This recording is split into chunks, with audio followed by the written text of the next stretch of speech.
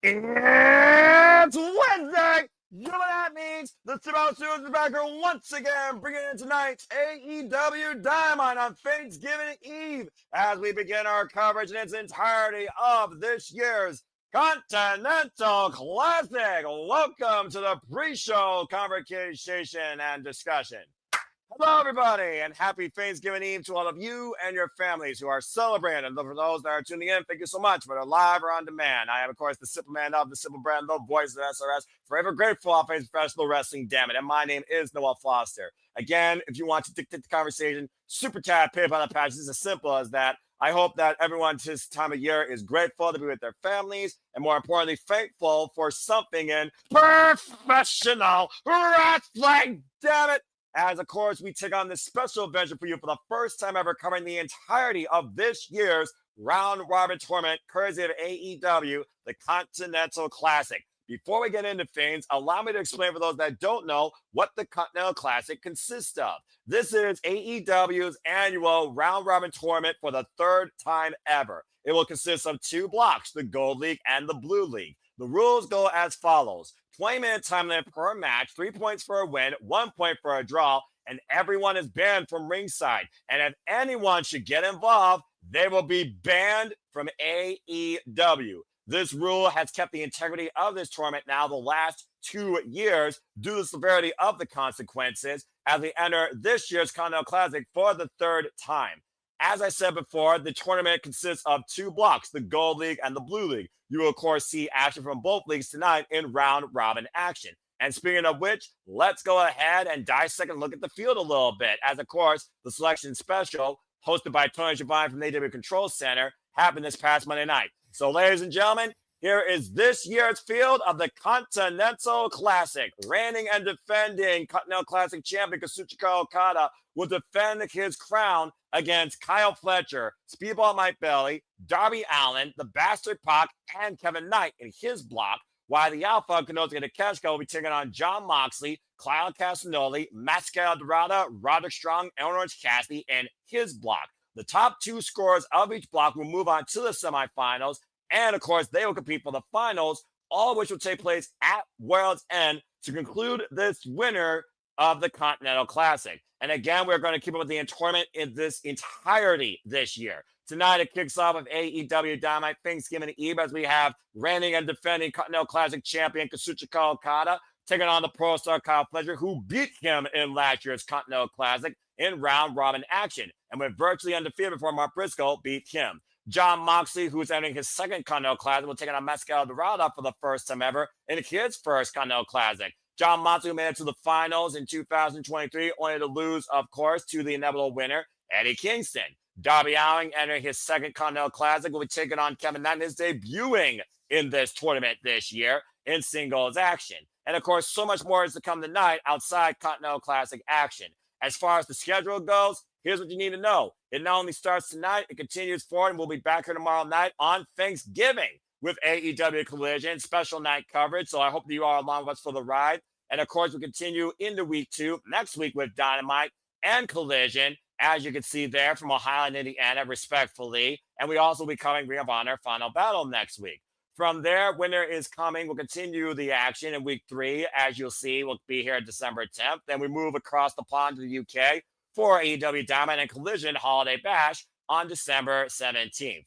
As, of course, we reach back here in the Hammerstein Ballroom for Dynamite on 34th Street and Christmas Collision from New York City all the way to, of course, the finals and the championship at World's End December 27th, which will not only be the conclusion of this year's Continental Classic, but the conclusion of this year's All Elite League. And that's everything you need to know in a nutshell about this year's Continental Classic. Again, as I pointed out, this is Darby Allin's second, Pac's first, Kevin Knight's first, Speedball Mike Bailey's first, Kyle Fletcher's second, Kazuchika Okada his second consecutive, and reigning defending Continental Classic champion. Konosuke Takeshita's first, Jon Moxley's second, Claudio Castagnoli has been in each Continental Classic, comes in with the most overall ring time and experience in this tournament. And Orange Cassidy, Roderick Strong, Mascara Dorada are entering this tournament for the first time ever. And this and so much more is ahead tonight as we bring you coverage of tonight's AEW Dynamite for Thanksgiving Eve from, of course, This night is always something special, and we are in Nashville, Tennessee. In addition to the Continental Classic, we will also get a celebration for our new AEW Men's World Champion, Samoa Joe, as the Ops will celebrate tonight.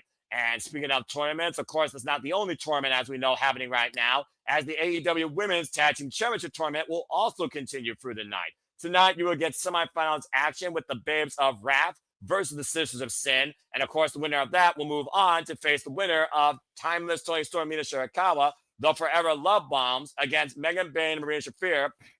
As of course, Timeless Toni Storm and Mina Shirakawa will decide the stipulation for that semifinals match, and has yet to be disclosed. And that is everything that is so far ahead for you tonight with our coverage of AEW Dynamite Thanksgiving Eve, the annual tradition that is kicking off the third ever Continental Classic Round Robin Tournament.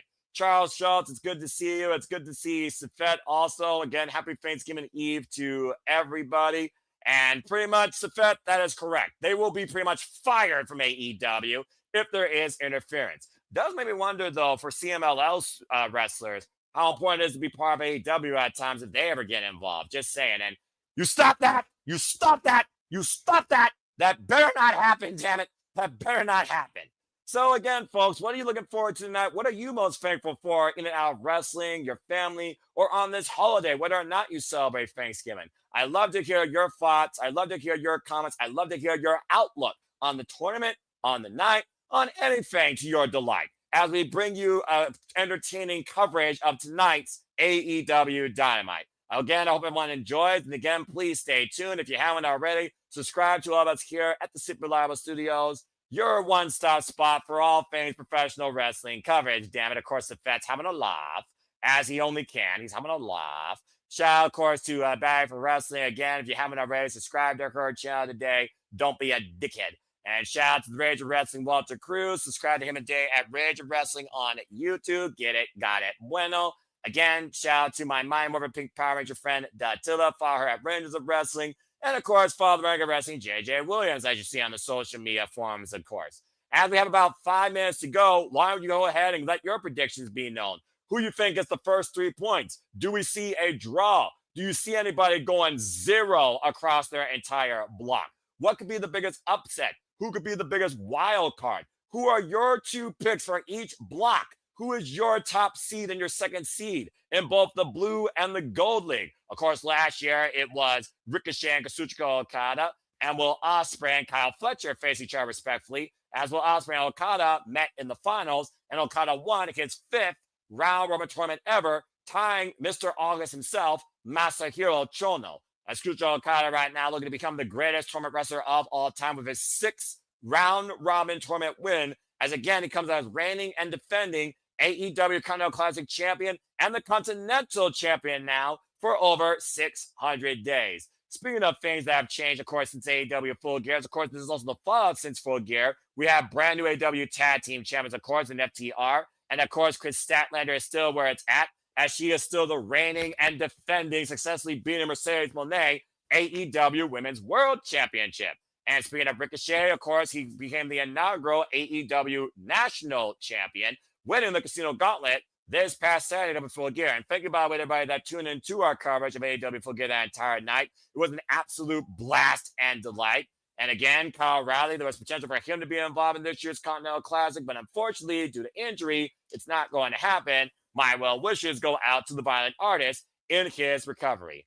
Sandy here. Hello, Sandy. From her childhood, all of you guys, as well as New York Raiders Carolina hockey game for TV, since I couldn't get the channel because I'm out of town.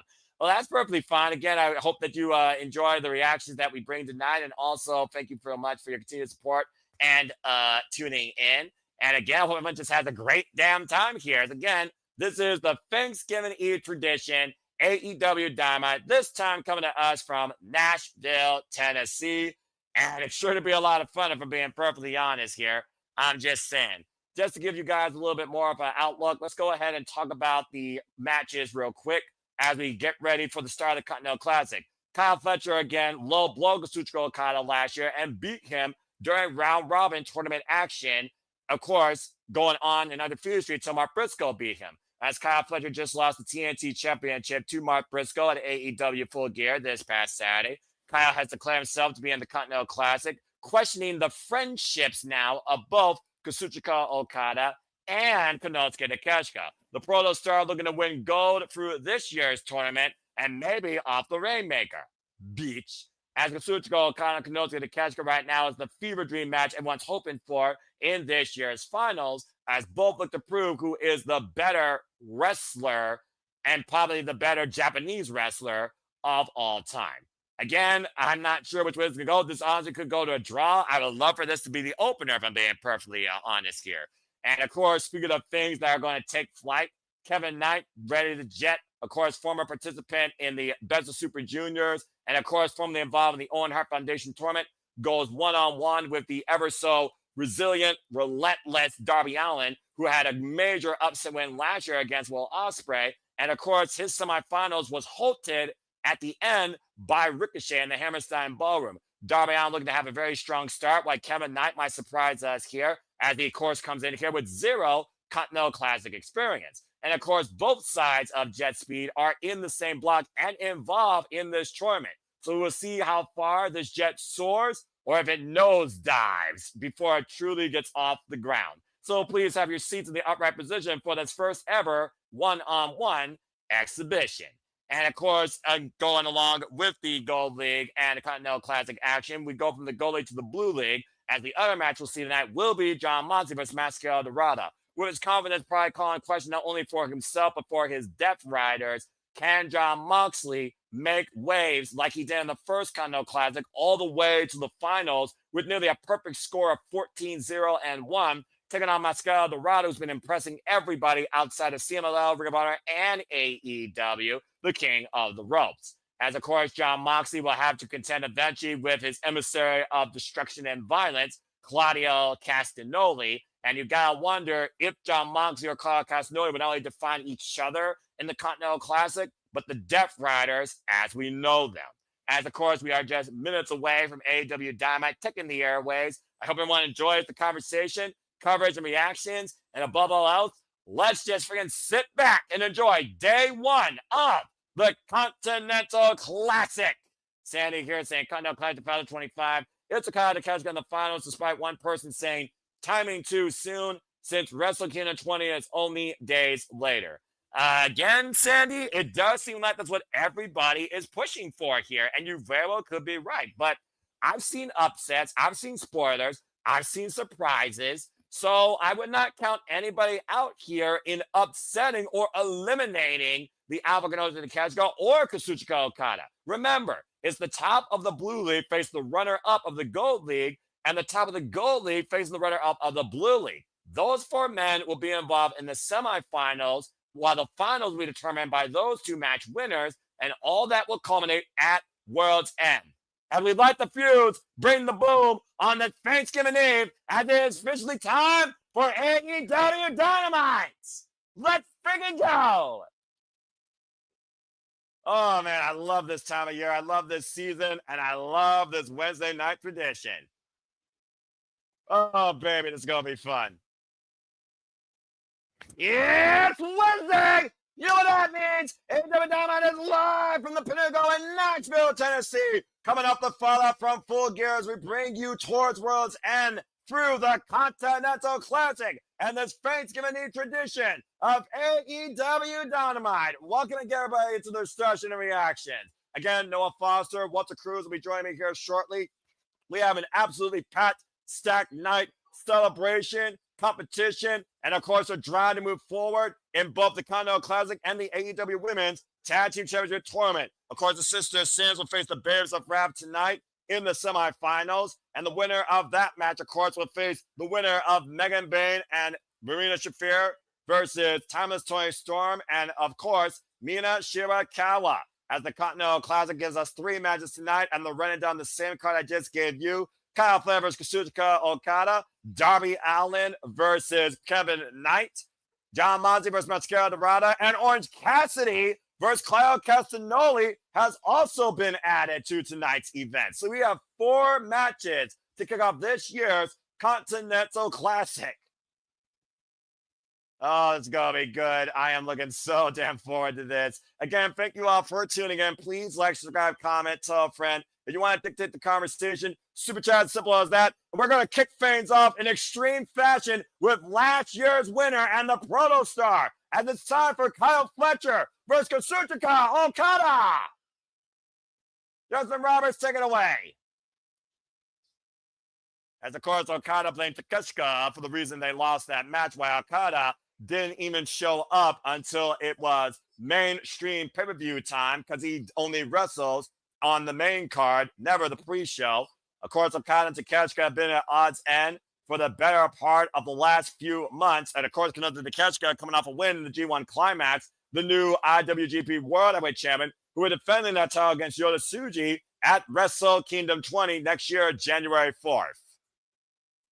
We're just moments away from our first match here in the Continental Classic to kick off AEW Dynamite Thanksgiving Eve. A lot came ahead at Full Gear, and we'll see the fall of that tonight as, of course, we move toward World's End. And again, folks, the rules are 20-minute time limit, 3 points for a win, 1 point for a draw.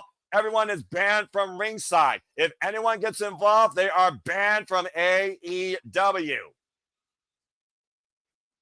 And right on time, because I'm not simply the most reliable man here in the Super Reliable Studios, Walter Cruz has arrived for the action, having kicked off the Continental Classic. Walter, how are you? What's up, Noah? Not much, bro. Awesome.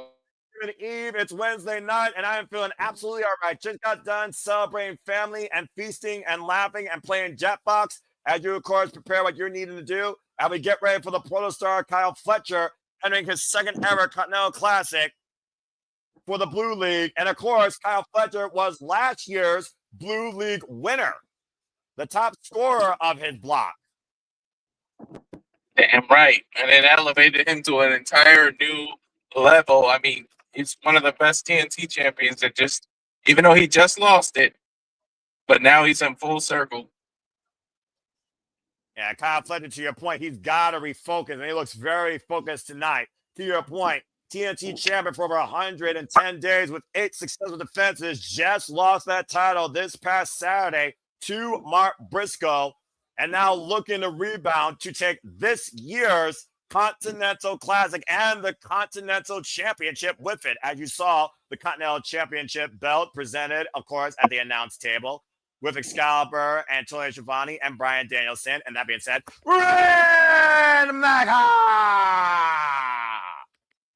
As last year's reigning and defending Continental Champion and Continental Classic winner will also kick things off for this year's tournament. And what's funny is he is Mr. Tournament. I don't care what anybody says, whether it's NJPW, AEW, the tournament. Most likely, Okada has got like a 90% chance of winning it. And of course, to your point right now, 15-0 singles record this year alone in AEW. Virtually unpinned and unsubmitted his AEW career. He has only lost 2 singles matches in his entire career. One to Bryan Danielson on AEW Dynamite, and of course the other back at Forbidden Door when he had submitted to Bryan Danielson with one arm. And of course, as I also talked about before he was officially signed to AEW, last year in the Continental Classic, Kyle Fletcher beat Okada, one of Okada's only losses in last year's round robin tournament action. Kyle Fletcher and Bryan Danielson, the only two to ever beat him. That's one is in his family now, and one's retired at the table. So what did that tell you? I'm about to say, the tale of the tape speaks for itself. Continental Classic champion Kazuchika Okada has been the Continental champion now for 617 days. Bell reigns were officially underway, and proverbially, Walter, every match Kazuchika Okada is defending that Continental title. That's unique, pretty much. You know, I didn't even think of that until you just said that. Again, Don Callis may be on commentary, but Don Callis knows he cannot get involved, or not only is he banned from ringside permanently, he will be banned from AEW. Mutual handshake here, and they're going, whoa, and both men went for a kick right out of the gate. Good to see Christopher like here and Darren G as well here. And I gotta wonder if there's actually going to be any filling out process with these two here. So far, it doesn't look like it. The head scissors takeover, about leg lateral press, the cover, 1 count. Referee Rick Knox for this contest. Sweep of the leg lateral press. And again, both these men right now, back to the kick, grabbing a leg. That was way too quick to try to go for a cover. Yeah, about to say, and you figure about the fact that they know each other so well, let alone part of the same family, the Don Callis family. And both men forehead to forehead here, an intense stare down. Almost gotta wonder how much Kyle Fletcher is feeling any effects from that violent TNT Championship match, that no disqualification affairs. Of course, AEW Dynamite is trending on the X, and of course, you can be part of the conversation using the hashtag AEW Dynamite. Going back after the arm here, as Kyle Fletcher working the left wrist of the Rainmaker. Nice roll through. And right now, I almost wonder, though, is Kenosi Takeshita watching this match closely? Of course, we saw Kenosi Takeshita and Okada blame each other for the loss in that CMLL Trios Championship match. A side headlock. Everyone saying, finally my favorite time of the year, AEW Continental Classic season. I agree with that post. Answer the same locker room. Did they discuss anything? Yeah, about to say, and how much is Don Callis trying to keep the peace within this family? That must be the most awkward locker room brawl, or the plane trip. Right? And again, right now, clean break here. Shades of what Okada usually does off of the ropes. And that is correct, Sandy. To your point, the only time he got pinned this year was a tag team match. He has not been pinned in singles action. And of course, Kenosi Takeshita winning this year's G1 Climax. The tournament that Kazuchika Okada's won 4 times over. Went on to become the new IWGP World Champion, being Zack Sabre Jr. at Pro Wrestling. Swinging a miss by both men here. Gets the midsection by Okada. The side headlock. Sent off in the ropes. Shoulder block. Protostar. Follow up. Shoulder block to Okada. Tip for tap. Move for move. What a big boot. And this the job. Oh. Yeah. Yeah. Oh my God. This is proof of how much they know each other. You got to think about it. In order to sharpen your skills, when you're practice one, right? Exactly. Just because fans don't skate don't mean it ain't happening. And of course, Kyle Fletcher, Kazuchika Okada, as we talked about, members of the Don Callis family. Kyle Fletcher, big stomp to the forearm. Of course, Kazuchika Okada, reigning and defending AEW Continental Classic Champion, Continental Champion, and of course, the AEW Unified Champion. Scoop slam by the Protostar and the cover. 2 count only. For those that are now just tuning in, again, your Gold League is Darby Allin, Pac, Kevin Knight, Speedball Mike Bailey, Kyle Fletcher, and Kazuchika Okada. And of course, the Blue League was Kenosuke Takeshita, John Moxley, Carl Castagnoli, Orange Cassidy, Roderick Strong, and Mascara Dorada. A lot of intriguing matchups here. Aside from that blue strong. Vicious Nightmare shot by Kyle Fletcher, the Kazuchika Okada. Right? I don't know if you feel like that's fair to assume, but he's going to be the one at the blue with 0 points. Well, I mean, again, it's one of those things where we've seen spoilers before in these round-robin tournaments. Again, Ricochet was the spoiler of Darby Allin's chances of making it to the semifinals. And, of course, Commander was the spoiler of Claudio Castagnoli in making it to the semifinals last year. There's a cover now. And, of course, Kazuchika Okada was also the winner of his block, as Kazuchika Okada was part of the Gold League in last year's Continental Classic. Kyle Fletcher was part of the opposite block, the Blue League. Stomped the leg. And again, drop down. Kyle Fletcher right now focusing on the arm of Okada that he uses for the Rainmaker, that ripcord lariat. Smart strategy here. Stiff stomp right there, the shoulder blades. Kyle Fletcher, former Ring of Honor World Television Champion. Kazuchika Okada, former multiple-time IWGP World and World Heavyweight Champion, and former 6-man number Openweight Champion. And the Protostar looking to soar. Right? And Rick Knox inadvertently kicked in the ropes by Okada, who takes the base from Kyle Fletcher. Drop kick! Send the Pro Star hard to the floor. The most beautiful drop kicks. Well, actually, both these men have beautiful drop kicks. Just Okada's looks a lot smoother. Okada saying, so sorry, bitch. I don't think he means it. Yeah, but I would say Okada's the smartest worker since Ric Flair with this new dirty attitude. And will we see Okada or Kyle Fletcher score the first 3 points? Stay tuned, folks. First one, quiet picture, our 4-commercial break on Max. Fuck television. I was just going to say that looked like a setup to a commercial, just the way they did that. I'm about to say it now on the outside of the ring. And technically, count out does still count as a victory. Of course, these matches have a 10 count on the outside of the ring. And that is correct, Charles. Not for the Unified Championship, the Continental Classic for the Continental Championship. A title that Kazuchika Okada is proverbially defending in every single match.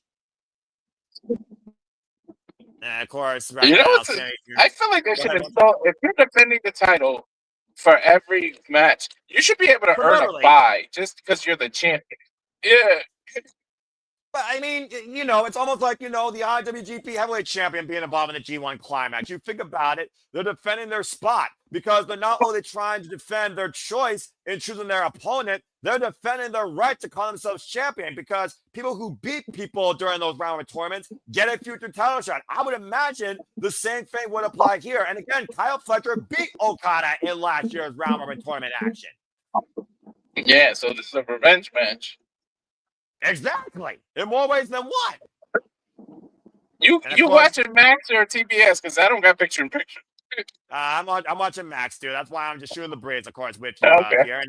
And again, we always use Max, but again, folks, you can be part of the conversation and live watch on the us via HBO Max or TBS. As here at the Survivor Studios, we use the HBO Max service for all Elite Wrestling coverage. And again, as I like to remind you, we are covering the entirety of the Continental Classic this year, starting tonight, moving forward tomorrow with AEW Collision Thanksgiving, in the week 2 with AEW Dynamite and Collision, as you see there, Collision from GalaxyCon before we cover, of course, Ring of Honor Final Battle. And we move to Winter is Coming in Atlanta, Georgia, followed by Manchester, United Kingdom for the Holiday Bash, Dynamite and Collision. And of course, we return back to the States, the Hammerstein Ballroom for AEW Dynamite 34th Street and Christmas Collision, as we look at the League Finals and Championship culmination at the World's End in Chicago, Illinois on December 27th. Mm-hmm. And about to say, Sandy has a question. Where's Walter? All I see is his shadows. On the road again. Yeah, on the road again. Here we go. Non-copyright, damn it. Non-copyright. Anyway, as I talked about... The 3 hours kills me. I've at stores and shit be like, oh my God, it's 5. That means it's 8. In California, dude, you gotta remember that time differential. That's hilarious, though. But hey, Walter, it's good to have you here. Good to have you, boy. It's good to see you, even if you're in the shadows. At least we know you're here. We can see you more than John Cena. And stay tuned for the coming Survivor Series this Saturday, along with the 15 Survivor Series this Friday night after SmackDown. And return to AEW Dynamite Thanksgiving Day for the Continental Classic opening match for the Gold League. And right now, Kazuchika Okada control the Protostar, big scoop slam. And we all know what that usually sets up for if you've watched Kazuchika Okada, as long as I have. Up to the top rope, and Kyle, turnout's fair play. Pushing the referee and taking Okada's base. And Fletcher returning the favor here. Saying he's sorry. Again, how well these two know each other, to your point, Walter. The dirty tricks included. Now to the top rope. Kyle, big wrist move. Hook Okada for a superplex. Impact. Ooh. I don't think they wouldn't expect any less from one another, to be honest. Yeah, you're not wrong there, bruv. Both men down here. Take a look at the replay if you want, folks. For a massive superplex as Kyle and Okada hard landing. Referee Rick Knox institutes in the standing 10 count. Again, a draw will mean that both men will get 1 point. As a Continental Classic right now, Kyle Fletcher, Kazuchika Okada in motion. The Irish whip, the reversal. Kyle off the ropes. Kyle breaks through Okada. Runs through with a boot. Stiff kick to the face of the Rainmaker. And now Kyle looking to follow with that running forearm, actually. And hooking Okada. Backdrop suplex. Now the cover. 2 count only. Okada pulls out. Woof.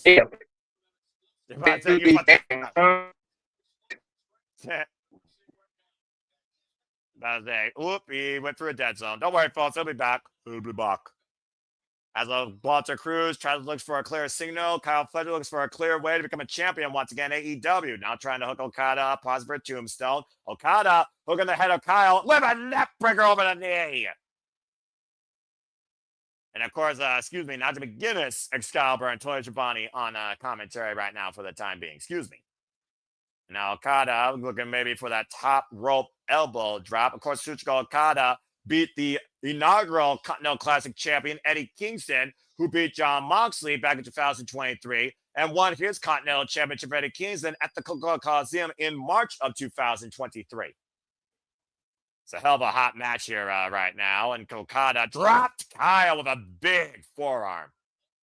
And Okada drops the elbow for the heart of the Proto Star. And we've seen this before. Cameraman, get ready for my wide shot. Fuck you. Shaking bastard. Every time. Now Kyle. Wrist control. And Kyle defending. Oh! Fletcher counters that. And then shoulder suplex. Countering the Rainmaker attempt. Again, 1 point for a draw, 3 points for a win, unlike the G1 Climax. Now Kyle lining up the Rainmaker. Okada goes to the outside. A hot start here tonight. Again, these matches with a 20-minute time limit. PK denied. Okada. Drops Kyle face first on the apron. Oof. Uh-oh. DDT! Draping from the apron to the floor. Good Lord. Dropped hard on his head. Concussive effects, no doubt, still lingering on the Proto Star from that damning TNT Championship no disqualification match. Crowd chanting, this is awesome, and I firmly agree. There you see, of course, the beautiful AEW Continental Championship, the crown jewel that will be presented to the winner of this tournament. And now Okada with Kyle up on the shoulders. Heavy rain. Okada with the cover, hook at the far leg, and Knox gets a 2.5. Woof. Almost feels like everyone's just bidding right now to be the leader, the captain, the front runner, the A player of the Don Callis family. And now Okada just toying with Kyle Fletcher here. Not a wise move to prod the Proto Star, in my opinion. Of course, Okada, one of the strongest mental games in the business, loves to test himself as much, if not even more, than his opponent. Clubbing forearm exchange here. Okada getting the better. Now going up the ropes. And runs into a super kick. Okada, though, back to his feet. Kyle drop kicked into the corner. Kyle back to his feet. Swinging a miss. Pushed off the ropes again. Drop kick. Dropped Kyle to his knees. Not the win out of his chest. Now hooked up. Tombstone pile driver. Targeting the neck again. And now wrist control. Red Okada. Okada makes an over driver. Wow. And the crowd is on their feet for this opening contest on tonight's episode of AEW Dynamite and our opening bout in the Continental Classic. What a furious exchange. Yes, folks, I might have hiccups, but I'm still talking. AEW chants raining out loud and proud. Not only were the best wrestle, but were the strongest and the damnedest wrestle. And of course, that first match can be so pinnacle to your momentum in this tournament. Kyle Fletcher, who went literally undefeated in round robin tournament action before Mark Briscoe had his first loss, stopping the Proto Star at 9 points, ending with 12 overall. Now Kyle Fletcher and Okada, both men finding up to their feet. The fatigue's got to come into play here eventually. One of these men literally might give Big elbows being delivered now by the former TNT champion, lining up Okada. Discus denied Okada. Now the backslide. Roll through. Wrist control. Rainmaker! A short range Rainmaker maintaining wrist control, not the 4 torque through it.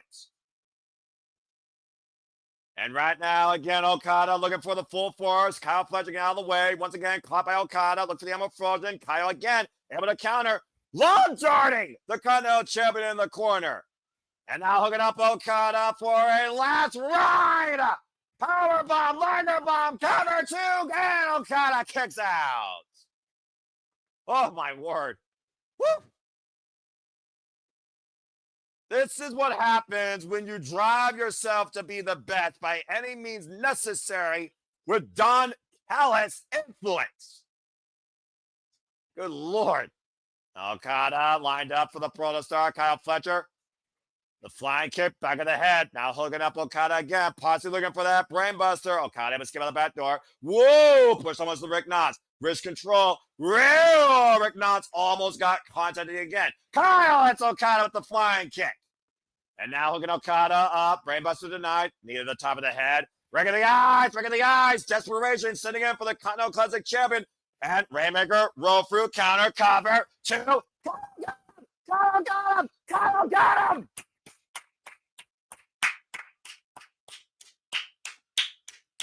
Kyle Fletcher just pinned Kazuchika Okada again in the Continental Classic. Wow! 2 Continental Classics in a row. The Rainmaker falls to the Protostar, and Okada starts with 0, while Kyle Fletcher starts the league with 3 points. An incredible opening match. I can only imagine what's going through the Rainmaker's mind. As gold and blue the action still to come tonight, Kyle Fletcher kicking things off with another huge 3-point win over this year's reigning and defending Continental Classic champion. And both men with their dubious means to try and do it, it was a counter roll-up that led to it.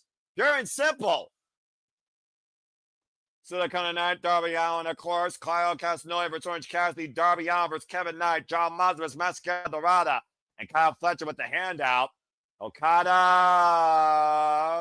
actually shakes the hand of Kyle Fletcher. You gotta respect that. It looks like Proto Okada might have solved old wounds, at least for the night. Standing ovation for that match, by the way. What an opener. Wow. Kyle Fletcher kicking back into full gear following what happened at Saturday night. We got a moment to breathe. Well, what about that? Kyle Fletcher beats Okada again in the first match this time of the Continental Classic. What a win. Let's go ahead and take a look at your comments here real quick. Safet and Darren both saying, what a match. Safet saying, holy shit. Okada lost. You're damn right he did. And, of course, Elizabeth saying, Fletcher is so focused. Okada is starting to meet his match to former Kyle Fletcher. Very well possible. As we go backstage to Kenny Omega with Lexi Nair. Oh, man. Safe to say of the Young Bucks and Kenny Omega reunited? Complicated answer. Haven't been on play, my old friend. Last few years, see me do things I'm not proud of. And I was once fooled by Don as well. Be a hypocrite to not take all that into account. Really? So hard to see where the Bucks and him stand. If his friends won't accept for who he is, for my faults, the fans won't accept me for that way. Who might say that the Bucks don't deserve a second chance? And some very poignant words of humility from the cleaner Kenny Omega when it comes to the elite. Oh, hello. Oh, look at that. Mad Nick Jackson coming out of Kenny Omega's locker room. Lexinair, you might have got your answer already. Well, will there be peace when they are done? Is the Elite truly back? That's still to be determined. But coming up next, from the Continental Classic to the AEW Women's Tag Team Championship Tournament, we return from this commercial break. It will be the Babes of Wrath versus the Sisters of Sin. Will the nine go Harley Cameron taking on Sky Blue and Julia Hart, where, of course, the winner of this match will wait to see who they will face in the finals when it comes to Megan Bayne and Marina Shafir, still to come later in this AEW Women's Tag Team Championship Tournament. As we take another commercial break for right now. Fuck television. Oh my goodness, that was fucking incredible, first off. What an opening contest. Wow. All right, well, I'm a little winded. Let's go ahead and see what we got here from Sandy. Okada better not end up like the Knockout Brothers, though, as this tournament moves along. Still stunned they lost to Roman and David Finlay to begin the World Tag League. I am too, actually, but it just goes to show, just because you're the champion doesn't mean you're not untouchable. I almost feel like being champion puts you at the most pressure because you have to prove a point. Everyone else has to gain. You have everything to lose. And Okada and Fletcher just proved that tonight. Kyle Fletcher beat Okada. That's huge. Period. Anyway, as we got a moment to breathe here right now, I just want to say again, thank you all that are tuning in. Please subscribe, comment, and tell a friend. I hope that you all are enjoying the coverage here. I've been doing this for all the biggest shows, preview specials, PLDs for WWE, NXT, AEW, TNA, ROH, independent promotions, including number 2, HOG, DCW, JCW, as well as New Japan, and so much more to come. Again, please stay tuned. Out of the night, we'll be back tomorrow night to cover Thanksgiving Collision as the Condo Classic continues. We'll be back here Friday night for Survivor Series City Predicting. That's 10:30 p.m. Eastern Standard Time live right here at the Cements brand. Me and a gaggle of fools, including Jeff Mudder from Egypt, who will be there live. And we'll be here this Saturday bringing you our own countdown with live music from our friend Ariel of the Survivor Studios and the Jeff Meacham Never and Jeff Meacham, as well as our coverage of Survivor Series Saturday night before we shift once again into your weekly moderate conversation of wrestling madness known as the Saturday Shenanigans. So I hope you buckle in for a feast of content this week with us here at Survivor Studios regarding all things wrestling. And shout out to my AEW fam, of course, on the X and social medias. And again, it's a delight for me to be here with you all once again, preferably in this commentary seat, as I love to do this for all the fans that I can and all the friends here. And of course, the Knockout Brothers, by the way, 0-2, they've lost to the house, even though it's early. The less we talk about the House of Torture, the better off that we are, Sandy. I'm just saying. And despite the fact she's a fan of them, don't be a dickhead. Subscribe to Data Barrett for Wrestling. Follow our friend Shadowbat Ash on the X, Barrett for Wrestling. You can find her on YouTube. Expect more content to come from her regarding New Japan Pro Wrestling, pop culture, and so much more. Appreciate you, Ash, as always. All right. Well, again, as we get ready for what's ahead, we are going to continue forward with the AEW Women's Tag Team Championship Tournament. As again, as I said, the Babes of Wrath, Harley Cameron, and Will Nightingale will take on Julia Hart and Sky Blue. This is a semifinals match, as of course the Babes of Wrath beat Athena and Mercedes Moné, while the Sisters of Sin beat Jamie Hayter, I'm a hater, and of course Queen Aminata. The winner of this match will move on to the finals to crown the inaugural AEW Women's Tag Team Champions, while waiting the winner on the other side of the bracket of Toni Storm and Mina Shirakawa taking on Megan Bayne and Marina Shafir. As of course, this past Saturday, we saw these 4 teams in 4-way tag action where Toni and Mina got to win and pick the stipulation yet to be determined for their semifinals match against Megan Bayne and Marina Shafir. And speaking of Full Gear, of course, we saw the Proto Star rise to the occasion, being the Rainmaker tonight, but Mark Briscoe rise to achieve his destiny, becoming the brand new TNT champion. Let's hear from the TNT champ. Yeah, the words, you know. I lost. The most important thing to me. Talking about family, man. I lost my brother. I had myself, man. It's been a long road since then. Didn't know if I want to carry on. I didn't know if I want to do this anymore without him. But I had to make him proud. It was us. And it was failure after failure, after defeat, after defeat, after loss, After disappointment. Man. But you know what they say? This time of season for everything. And when family's online, and my crew, my boys, my family, the conglomeration, yeah. That changes everything, man. Got my road family, got my home family. It's for both of them. My nephew, my nieces, my mom, my dad, my wife and my kids, my sister, my in-laws, my in-law sisters. For Sussex County, Resi. Here for you, dog. We did it, baby. Damn right you did, boy. Mark Briscoe, be proud. Brand new TNT champion. Congratulations again to Mark Briscoe. And again, you all can follow our coverage of Full Gear in the archives of our studios. You can go check it out on HBO Max Live if you want to watch it yourself. As we get ready now for the AEW Women's Tag Team Championship Tournament semifinals to get underway. Oh, boy.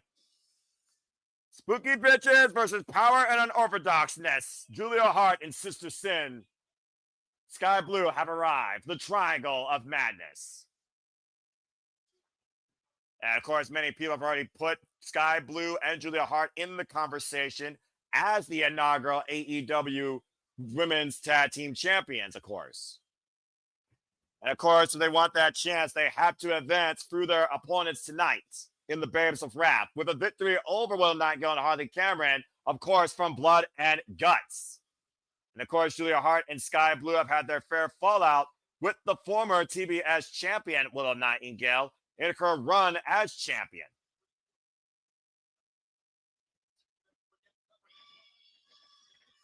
And here comes something that you just got to smile anyways to or feel the wrath. The Babes of Wrath. Harley Cameron coming off an incredible effort against Athena for the Ring of Honor Women's World Championship after pinning Athena and eliminating her and Monet from this tournament. Of course, Willow Nightingale, former TBS champion, former NWA Strong Women's champion. It might be the most infectious personalities here on our screen right now with this bubbly, wild, beautiful, multi-talented duo. I almost feel like when you look at the bracket when it was first made, I feel like Harley Cameron, Willow Nightingale was the team people thought the least likely to even make it out of the opening round. The ultimate underdogs in this tournament. Referee Mike Posey for this contest. And the bell rings, we are underway.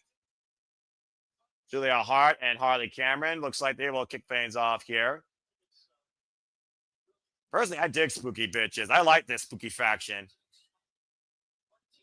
One team smiling, the other one right now, no freaking emotion whatsoever. Get the midsection by Harley Cameron. Nice headlock takeover there. Of course, we've really seen Harley Cameron break out this year ever since really her match against Carver to Mercedes Moné for the TBS Championship at Grand Slam Australia in February.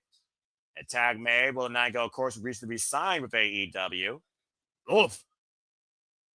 And Julia Hart, great anticipation there. Willow Nightingale. Now Willow and Harley double teaming one half of the Sisters of Sin with a double backdrop suplex.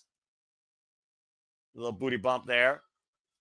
A little celebration. Don't celebrate for the fat, though. Now Harley on the back of Willow Nightingale. And, oh, God, double senton drop on Julia. And now the cover here, and Mike Posey gets a 2 as Sky Blue breaks it up. A little bit too much celebrating there. And speaking of celebrating, let's finally celebrate that Walter Cruz has arrived home in the studio. Walter, welcome officially to AEW Dynamite Thanksgiving Eve. The Bears are taking on the Sisters of Sin in semifinals women's tag team tournament action. How you feeling? Oh. Out of the Shadow Realms. I'm about to say I'm brought to life, but again, who's going to come to life to be part of the finals of this tournament here? Irish whip, short range clothesline, schoolgirl roll up, Sky Blue, nice bridge for a 2 count. And with the power out of it, though, the Bear with the power bomb. Now the backslide by Willow. Shoulders. Sky Blue able to roll through again, though. Of course, Sky Blue will not go kicked off the women's blood and guts match. And a tag made out of Harley Cameron. That bloody, beautiful blood and guts. Accurate. As back and forth scoop slam. Harley Cameron is legal, by the way. Now the Cazadora. Oh, no! Tag made now. Sky reaches Julia Hart, and Harley Cameron is legal. Julia taking a cheap shot against Willow, taking her down hard on the apron. And Julia Hart and Sky Blue have isolated Harley Cameron. Inside back heel trip. Standing moonsault on the former TBS champion. The cover. Hook of the near leg. They tried to do what you love when they use each other as weapons, but it didn't work. I'm about to say, tag made. And Sky Blue. I mean, I feel like, Walter, what I was talking about earlier, Harley Cameron and the Nightingale might be the most undercard team in this tournament, but I feel like Sky Blue and Julia Hart were the first ballot team everyone picked in this tournament. Oh, face first. Mm-hmm. Ooh. Very sinister pairing. The definition of good versus evil is these two teams. No doubt about that. Harley Cameron will roll up on Sky. Miscommunication there with the one. Julia sent into the barricade by Willow, though. I hate when we come back from commercial. I always get out of sync. I just got the Willow throwing somebody. Yeah, it's all good, brother. We'll figure it out. The double step, the Irish whip. Nice sling blade by Harley Cameron to Sky Blue. Now I got the sling blade. And right now, Harley Cameron in the driver's seat, looking to feel the wrath. And Sky Blue might be feeling something here. Big splash in the corner, and Harley Cameron right now. The Irish whip. And again, we talk about the growing evolution of this AEW Women's Division, Walter. Harley Cameron is one of the biggest definitions of it this year. Mm-hmm. Maybe we first know this woman for singing the inspiration music and part of QTV. Distraction by Julia Hart, though, and that non-verbal trust and communication that the System of Sin have much more than the Bears of Wrath. Swinging neck breaker, cover over the far leg, and a 2 count. And Sky Blue now taking the advantage. With the System of Sin ascend to heaven and leave the Bears of Wrath in hell. And out of this tournament, stay tuned. Restaurant quality, picture-in-picture, commercial break on Max. Fuck television. Mm-hmm. It does make me wonder, though, Walter. We are down to 4 teams, and you gotta imagine we don't know the stipulation yet, what Tony and Mina have for Bane and Shafir. But we saw the subtle tease and the subtle tension, of course, with the Sisters of Sin and Megan Bane, Marina Shafir. And Willow Nightingale said she's looking to be the Death Rider's biggest problem, so we know the fall with Shafir and power versus power, Megan Bane and freaking Willow Nightingale. And, of course, Harley Cameron's nose was broken by Megan Bane. So there really is a lot for everybody here to look forward to if Bane and Shafir are waiting on the other side. Do you feel that could be more of a motivation for either of these two teams? Yeah, it could be that after getting her nose broken, extra motivation, of course. But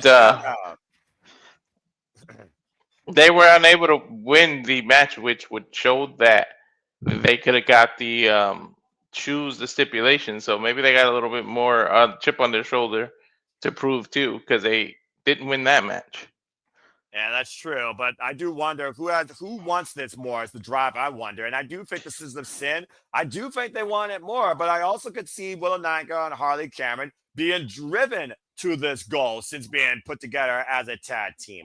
It almost feels like, though, when I look at Sky Blue and Julia Hart's evolution together in AEW, this might be more meant for them to lead this division as champions. And shout out real quick to the KG. King Antran, what's up, brother? So good to see you in the chat. Hope you're doing well. I look forward to the next time we go impromptu. And folks, please go check out me and the King and Lex going impromptu ATW style when it came to the selection special for this year's Continental Classic. And of course, we are looking at 2 former TBS champions and 2 other ladies here still looking for gold here at AEW. Well, I switched to Sling TV. I got picture-in-picture, so I can give a call. Fine. Yeah, but go for it, man. Let us know what's happening as we will be back soon for those on HBO Max. And I hope you all enjoy the coverage and relax with us here like a Bob Ross painting session. Just drive that brush into the canvas. And might try to drive one in someone's head in the canvas when we get back here. Oh, I would never do ASMR, but I'm just saying. Harley Clam is getting double teamed in the corner. Now they're probably got her back. Harley Clam? Harley Cameron. We're back here at AEW Dynamite. I'm messing with you, dude. Thanksgiving Eve, Julia Hart and Harley Cameron up in the corner here. Julia Hart going old school on Harley Cameron right now, walking across the ropes and dropping Harley Cameron down to her knees. Flying tag made. Blind lariat to the All back. right, now Sliding lariat. I'm back in full screen, and she just did the freaking old Oh, school. okay. Let me know when you get the cover, dude. We're all right here. And Sky Blue should be legal. Follow up with the PK. The cover and 2 count. Let me know when you get that cover, dude. I got the blind tag, a clothesline from behind, Yep. And Brian said Sky Blue again. punt kick. Here's a cover. 1, 2, kick out. Yeah, Willow Nightingale, though, you notice there might be a sense of urgency, but she did not go to break it up, though. And I feel that does go to the trust that these two have for each other, despite how young their tag team is. Now Julia Hart looking for the tarantula here. And, running drop kick to Harley Cameron's midsection. That's one way to stop before the 5 count. Cover. 2 count only by referee Mike Posey. Willow Nightingale trying to encourage Harley Cameron to stay in this fight. Of course, we talk about again, though, the definition of single experience versus tag team awareness. Waist lock applied here. Whoop, went for the high kick. The third knee. Harley Cameron hoisting up Sky Blue. Ow! It's not an impact here, but this is a critical chance for the Bears of Rev to bring the power forward. If Harley Cameron can make the tag to Willow Nightingale here, tag made on opposite sides. Let's revisit the TBS Championship feud, shall we? And of course, Willow Nightingale, former TBS champion for Mercedes, when they beat her for it at Double or Nothing 2023. Don't remind me of that shit. Whoa, plumbing shot. She still got the damn championship. Big boot. 2000, I'm about to say 2000 and, a tag made. 24. Yeah, about to say, yeah. Excuse me. The years sometimes just run together. And planted with a spine buster. She's not legal. Willow unaware that it's not legal. And Sky Blue immediately on the attack. Great. We're almost at the end of this year, so just look at that. Yeah, of course, we'll be at the World's End soon enough. And the World's End will culminate the Continental Classic. Up and around. DDT! Nice. And Sky Blue, Julia Hart taking full control for the time being. Combination offense here, front and back to Willow. Sky's legal, cover, back press on the far leg to advance that 2 count. Man. And of course, again, we'll have to be back here tomorrow night on TNT, 8 p.m. Eastern Standard Time for AEW Collision Fates. Given the continuation of the Continental Classic, we will also see Thekla go one-on-one with Ty Mello in women's singles action. And double superplex by the Bear with the power to the Sisters of Sin. Willow Nightingale again, just so powerful. Driving Sky Blue back first in the turnbuckle. Harley Cameron nowhere, though, to make the tag. Now is there. Tag she pops up. Power slam by Willow. Harley Cameron legal, though. Harley up the ropes. Tried this earlier. The Kaza, Dora, drop. There you go. That's what Noah likes. 2 count only. And Sky Blue able to kick out. It's a great tag team. When you use your partner as a weapon. Especially if it leads to the win. And I do think Harley Cameron is very close to that doorstep. Ooh, rising knee strike. Harley in the Sisters of Sin corner. And Julia Hart beats a cheap shot, though. Kick. I think the knee caught Sky Blue to the side of the head. I think that was a knee. Yeah, she tried to go for a kick, but the knee, whatever works. Inside Russian leg sweep. Great follow-up. And Harley Cameron needs to keep stepping forward if they want to punch their ticket to the finals. With something big out of the corner to the second rope. Clubbing shot to the lower spine.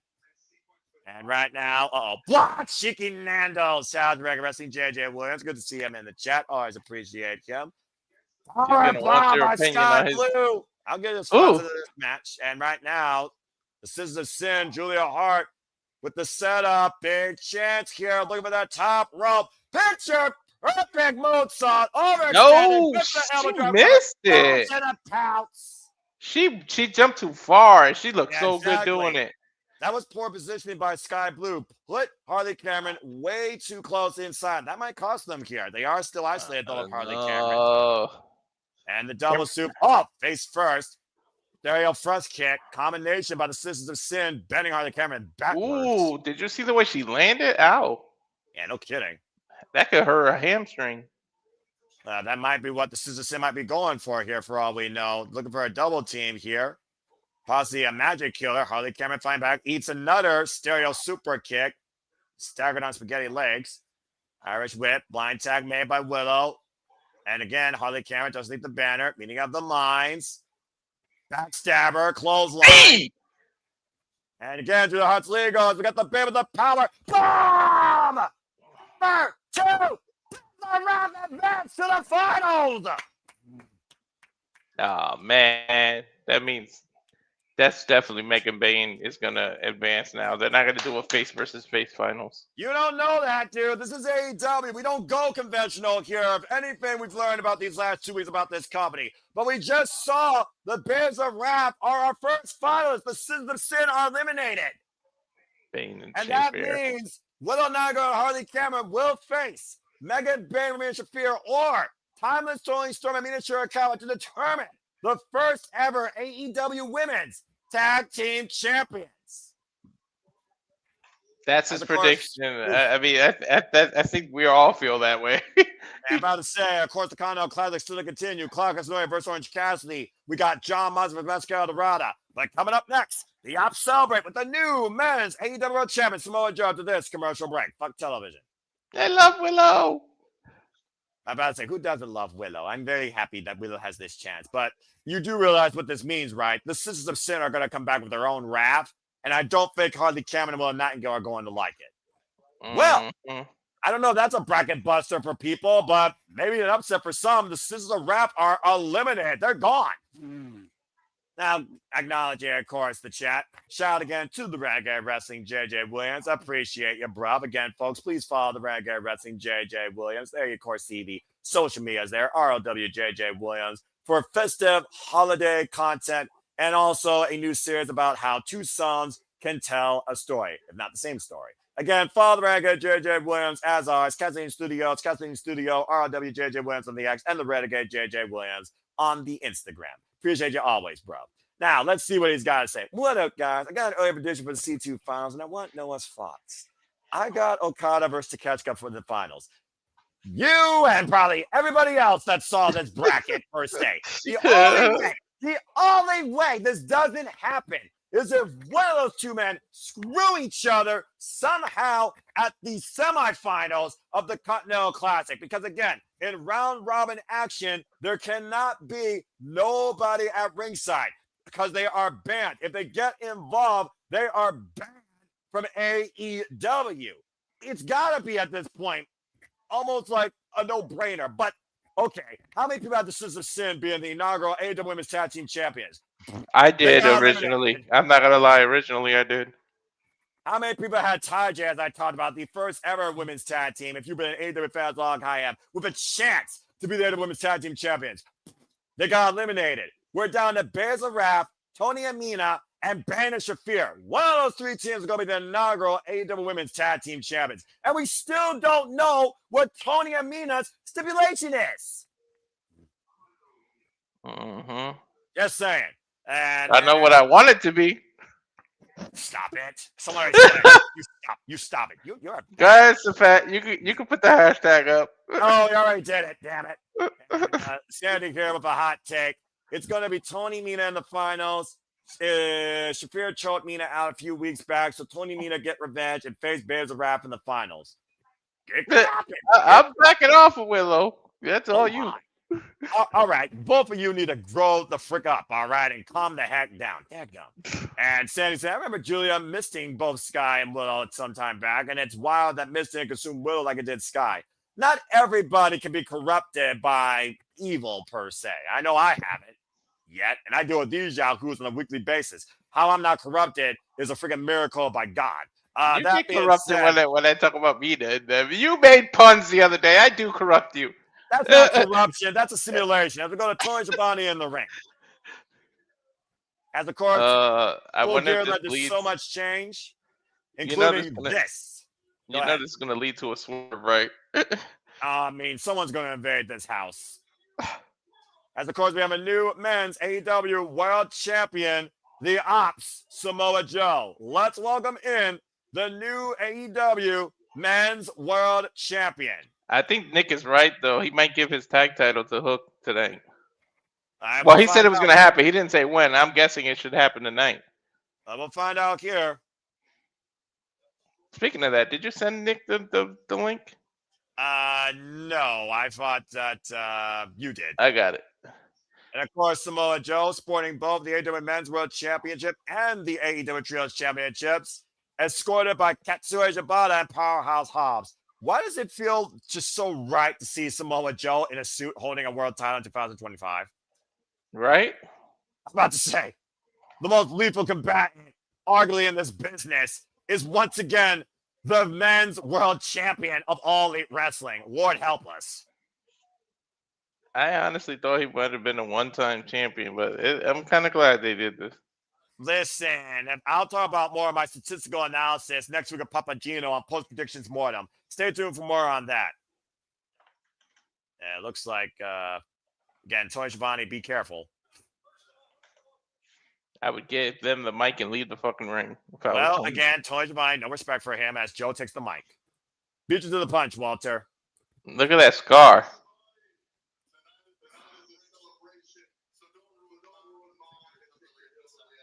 Don't remind to get hillbilly ass Told out you. of here. Told you. Poor Tony. Again, no respect for Tony Schiavone. Not a single bit of respect. Dude, look at the scar on Joe's forehead. I mean, again, dude, he got carved like a Thanksgiving turkey. What the hell? You know, you can see the staples on there. That's right where- now, I see a car pulling up with Swerve Strickland. And a Chevy A staple Tahoe with a gun? staple gun. Oh no. You know, I should have expected this to happen from the most dangerous man in All Elite Wrestling. I didn't think it was this soon. Oh, he's not alone. I never thought I would see Heyman Adam Page and Swerve Strickland side by side with change. I don't even think words were needed. They're just gonna go. Oh boy. Yeah, before I was so really erupted, I'll let you take the transfer. Shibata's gonna go meet them backstage. I think that's a death wish. Mm-hmm. Tonight, we celebrate. Where's Hook? I don't know.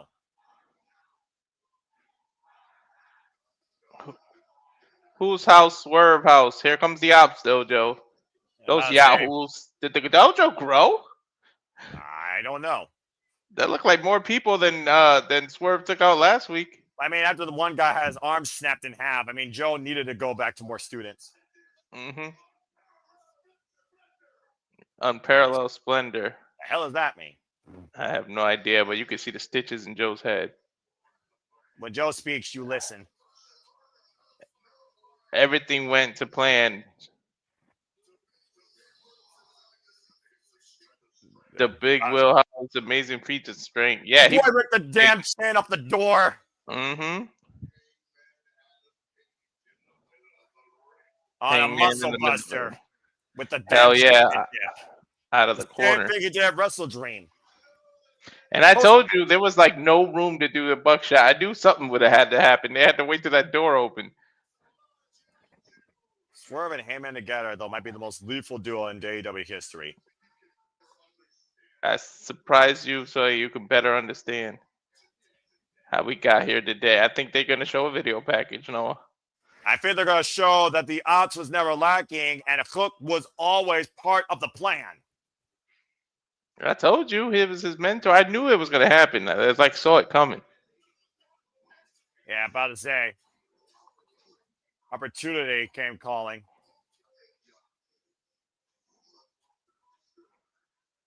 About to say, tune in somebody to see what happened tonight. He said at some point, I'm still going to have your back. Look, that was a clue and we didn't know it. But I mean, again, he incapacitated. Hook was literally put to sleep by Samoa Joe. Was that all part of the plan as well? Mm-hmm. The fact of the matter is, Hook literally cost him and Page the men's AEW World Championship. Mm-hmm. That's the bottom line. Hook was Judas in Hangman's group.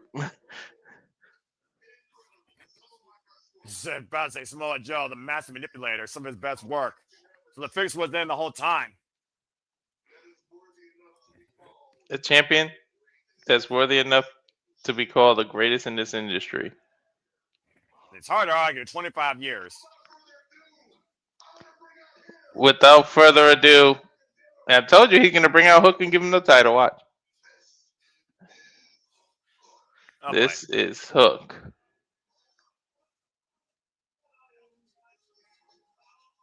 There he is.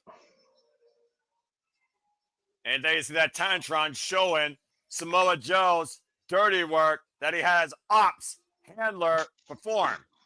What theme song is this? That's that new theme that he's been having. Hmm. Sounds like some Frank Sinatra shit. It's literally that. Unfreaking believable. Unfreaking believable. Let's see if he gives him that tag title.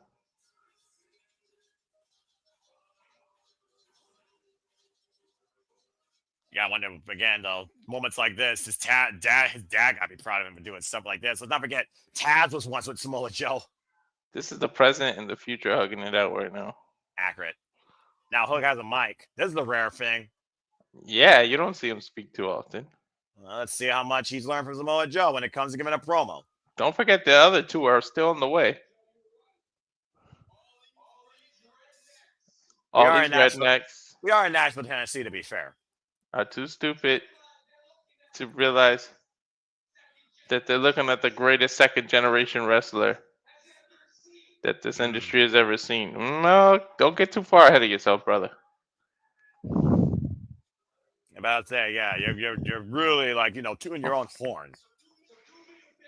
Do him a favor. Whose house? Whose house? Spurs house! Uh-oh. I don't think those Ops Dojo boys had a nice run-in with Swerve and Hangman. Mm-hmm. Oh, boy. That's that new theme. There's the burning house, which By the way, person he's walking into caused. The person yeah, he's walking in here with. Who would have thought these two are not only bound by a chain, but literally burnt down together? Mm-hmm. Oh, boy. I mean, oh, man. And Swerve entering through the audience, armed and ready for war. and I bet you Hangman enters the other side. Well, the Ops Dojo right now surrounding the ring, and Samoa Joe might need far more better, capable sacrificial security. And to your point, Hangman Page, Cowboy Shiznak has arrived in Nashville, Tennessee. Mm-hmm. Where's he coming out of? Of course, the Buckshot Bar. Uh-huh. Taking a shot, too. Whoever heard you can't drink on the job? Right? Yeah, they both have chains. This is crazy. Swerve with a staple gun, Hangman Page with a beer bottle, two men with a personal vendetta against the Ops.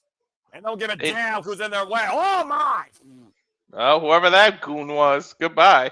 Yeah, I'm about to say Samoa Joe sending the sacrificial troops to the slaughter. Oh, my God. You see how long that chain is on top of that? You see right now who's wielding them? Hangman Page. Oh, man! I think he used a beer bottle there. Yeah, he just brained that boy. He's looking to brand it. Yo, man. You don't know what's up their sleeve. They could have a third person we don't know about. If these Ops Dojo people value their lives, they better get the hell out of there. Nope, they made the ring. Swerve dropped the staple gun. Yeah, trying to grab a hold of Hook at the Ops Dojo right now, saving Samoa Joe from a fucking assault. Let's be honest here, dude. This is an assault. These two are not going to stop until they get their hands on Samoa Joe and the Ops. He's stapling their heads. Necessary. We're struggling right now. Oh, boy. Oh, based on Hook's mouth that he just ran, why is he running then, right? You just said you're the greatest this and the second generation. Why didn't you stand up to these two? Discretion, the better part of battle, I suppose, to survive. Power bombs by both Swerve and Hangman. When did you ever think that you would say that these two would be a tag team? Or at least on the same page? I understood burying the past and all in, but I never thought they would bury it this much to form an alliance. Well, a common enemy. I mean, to your point, Swerve was Samoa Joe's undoing. Uh-oh. Oh, no. I shudder to think what they're about to do with these chains. Are they going to dangle them over the ropes, aren't they?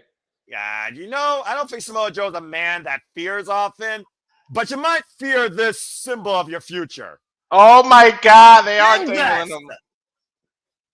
Well, that one guy. An example out of the Ops boys saying this is you very soon. Swerve and Heyman with a personal vendetta for blood against the new AEW Men's World Champion. Swerve's guy is a little too tall for this spot.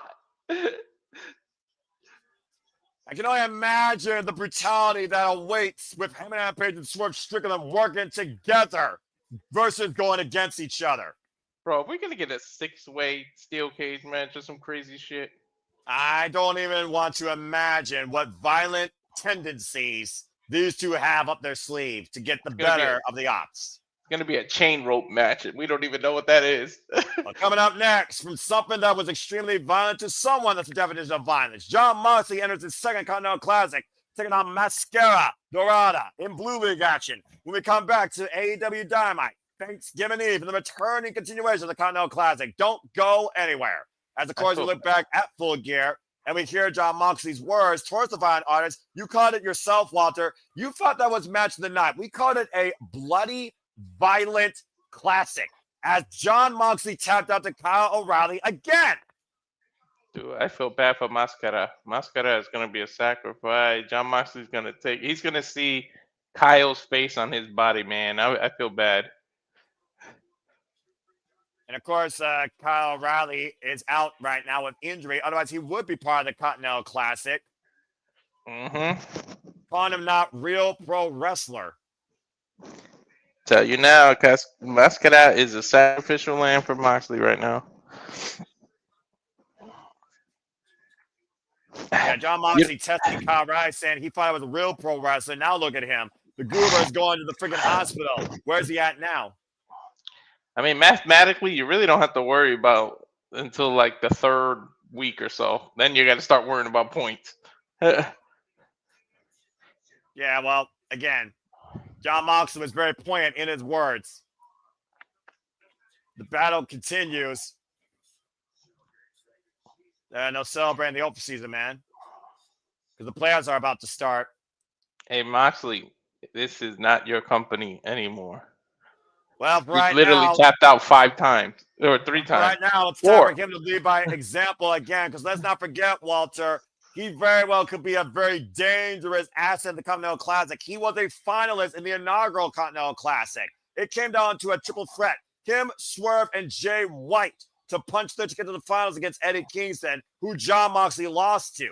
If Jon Moxley makes his way through this tournament again, he very well might prove his mission statement once more. Not to mention, he will eventually have to take on his own Death Rider, Claudio Castagnoli. I was just going to say, remember, he's going to end up meeting Claudio because of the opposite brackets.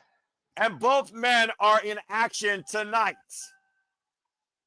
Moxley, it's going to be pretty interesting when Moxley and Claudio have to face each other. 2023 C2 finalist, Dynamite singles record 73-9-2. Jon Moxley, record-setting 4-time AEW Men's World Champion, entering his second Continental Classic. John! Ooh, look at them scars. I say, wearing the scars of battle and the fork stab. And also coming out, as I said, Castagnoli will also be in action for the Blue League. He will be taking on freshly squeezed Orange Cassidy, a man he's already beat in singles action previously. And Claudio Castagnoli comes into the Continental Classic, Walter, with the most experience, not only of his block, but of this field. He's been involved in each one of them. Yep. How long before that you think Claudio and Mox end up having to face each other? Honestly, dude, I can see that being the decider if booked correctly. And of course, this man who literally shocked the world with what he could do, Master of the Rose and CMR World Trios, historic welterweight champion with a record 9-8 in AEW, already been in the ring with Kazuchika Okada and Bandito. And of course, in your eyes, Walter at All Out, entering his first Continental Classic, Mascara Dorada.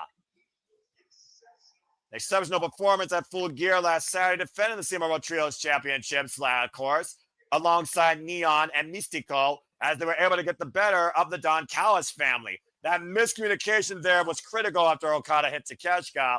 And of course, was it really miscommunication though, Noah?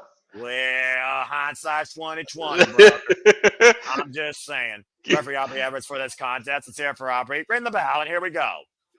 Mascara is at such a disadvantage. Do you really think he's at a disadvantage, though? It's not like his confidence has been, rattled and stirred. Let's be honest here, Walter. This is one of the strongest losing runs in Jon Moxley's career. If there's any time to pick Moxley out of the hat, it's now when he's on a 4-tap streak. And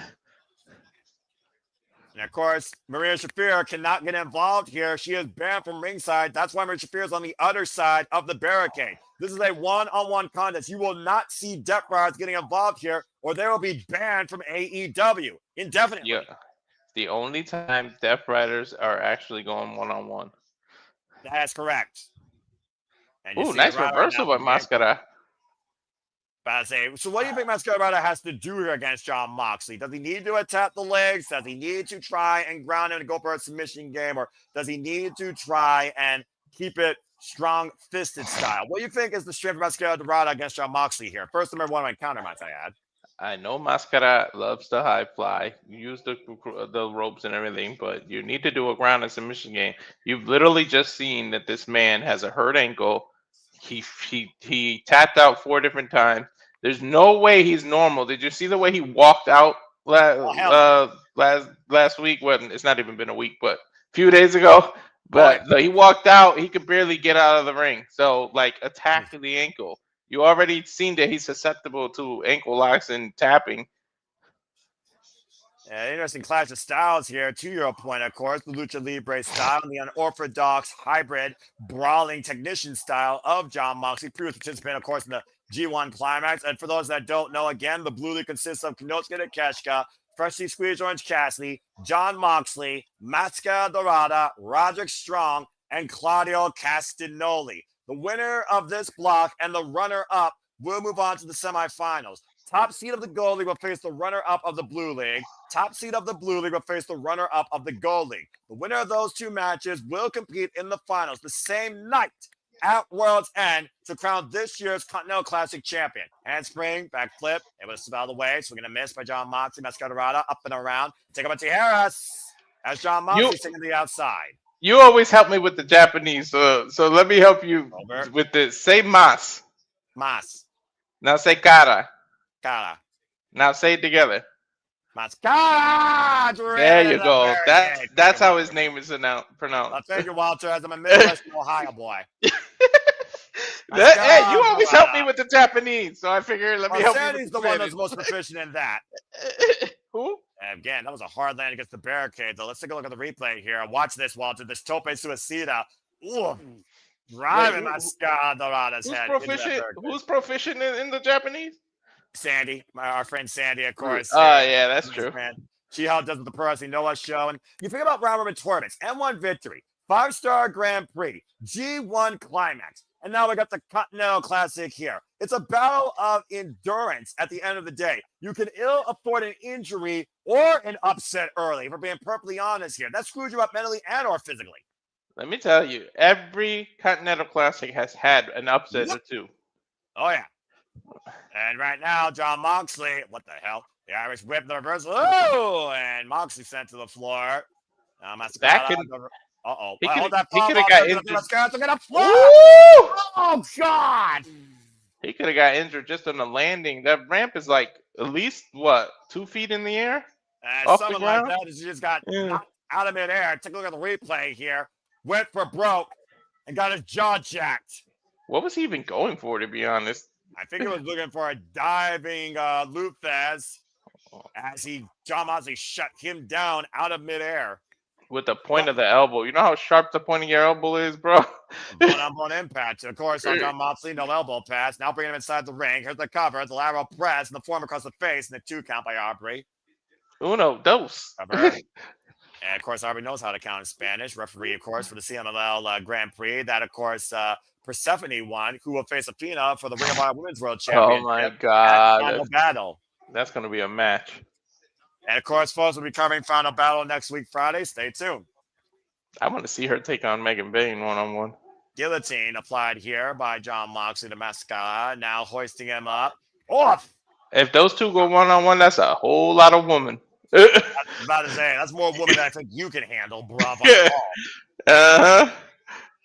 And the Continental Classic action continues here. When we return, the restaurant quiet prepared for commercial break. Fuck television. Ooh, I got picture. Moxley's going he's grabbing his ankle. Mascara. Is he going for a sharpshooter? What are you doing?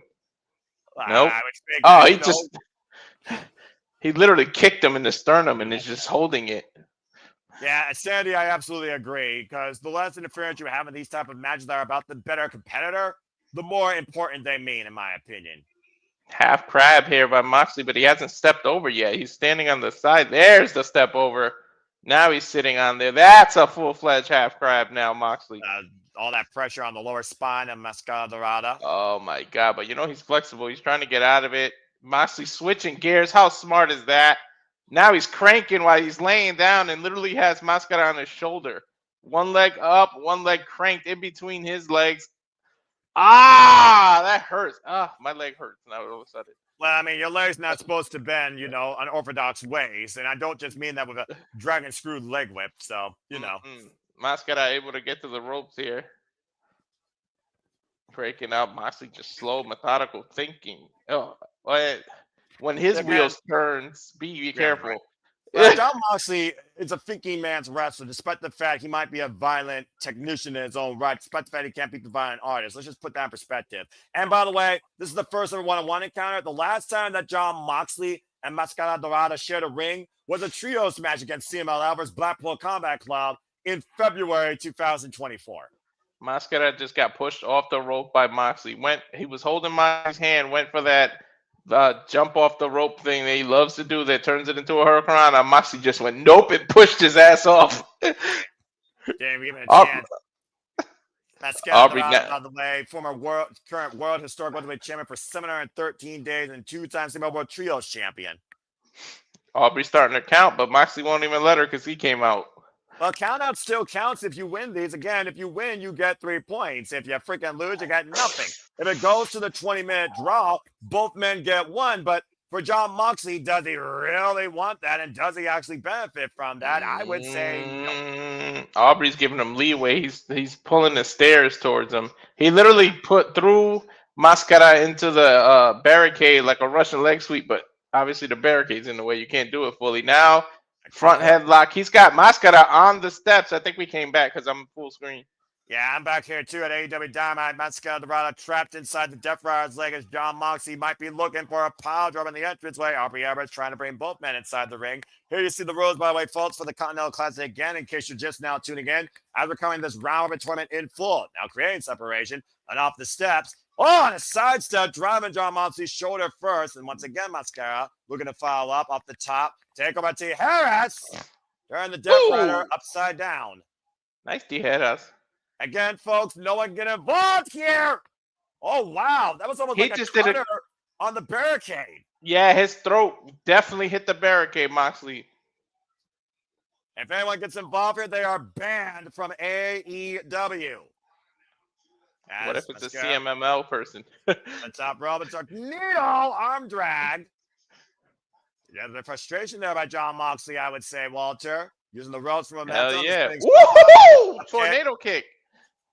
Great combination offense here by Mascara Dorada. Now looking to follow up again. Sunset, flip. Cover 2. No. It was a delayed Cobra as John Moxley able to kick out. That was a nice one. Capacity crowd on hand here in the Pinnacle in Nashville, Tennessee. I love these different venues, by the way, honestly. As a personality, as you don't see a lot. If you really want to interfere, just wear a mask. How the hell is Tony Khan going to know it was you?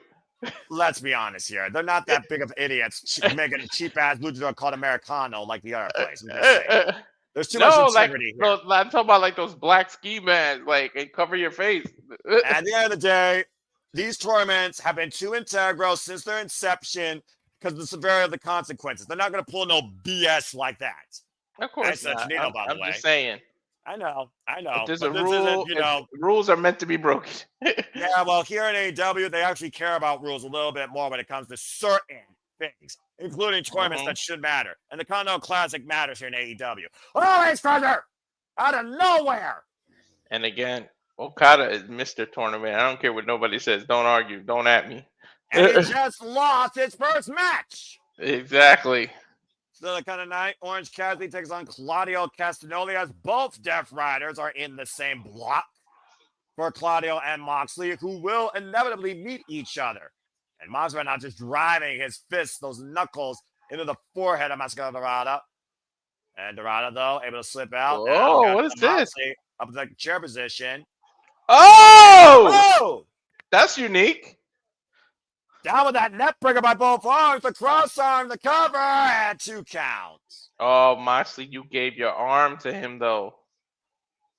And again, might be looking to the Katana, the cross arm breaker. Can he hyperextend that again? We saw the sense of urgency with Jon Moxley in this hold against Kyle O'Reilly.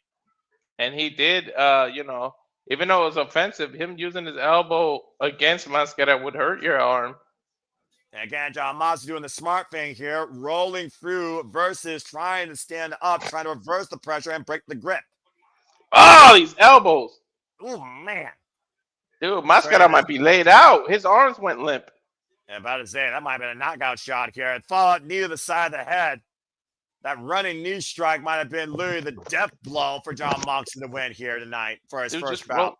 Roll him over and freaking do the bulldog choke. Under death. Whoop. Counter. Mascara Dorada. Inside cradle. Inside cradle too. Oh. I mentioned it earlier. There's always a surprise or two or shockers. I mean, look, Okada lost his first match.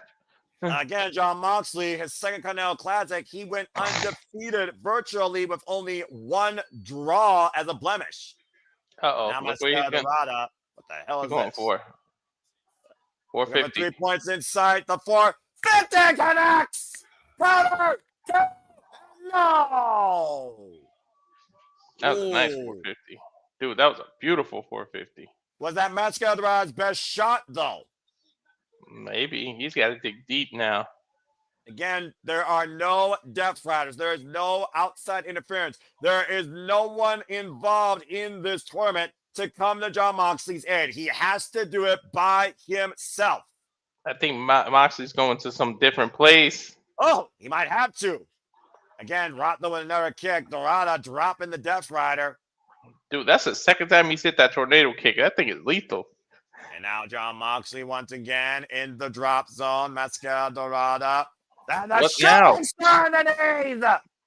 Ooh, nice shooting star. And look at the transition into a rear naked choke. Modified. That's a Darce choke. That's a wrestler's choke. That Dorada's in a world of trouble right now. Dude, it's over, dude. That's a Darce choke. Brock Lesnar won in the UFC with that. His arms are going limp, Noah. That's it, man. You're right. He put him to sleep in a new modified submission hold. Jon Moxley with his first 3 points. That's a reverse Darce choke. I hope they call it the right thing. That's a hell of a modified addition to Jon Moxley's arsenal. As there you see the bracket, Walter. Mascara Dorada butt kiss. Jon Moxley, his first 3 points in this year's Continental Classic for the Blue League. And you see Marina Shafir right now as the match is over, going to the aftermath aid of her Death Rider cohort. Of course, Marina Shafir needs to worry about what's ahead for her and Megan Bain still to come later on. I imagine either this week or next week, but Jon Moxley prevails in his opening bout. Did you see Moxley look like he went to another place and like switched gears before he did that? Oh, wait a minute. Hello. Oh my God. Damn, Walter? you look good, Tony. Timeless Tony Storm. Never mind, King. I knew King was still here. Timeless. And Mr. Shirakawa, of course, will take on Mega Bain Marina Shafir. Jon Moxley right now trying to separate the two. I call her flawless. Fuck Timeless. Damn. The Timeless Love Bombs here looking to give us an announcement, I think, Walter. Yep, or make some kind of sexual reference. Oh, God. Probably both. Come on! Lingerie lesbian!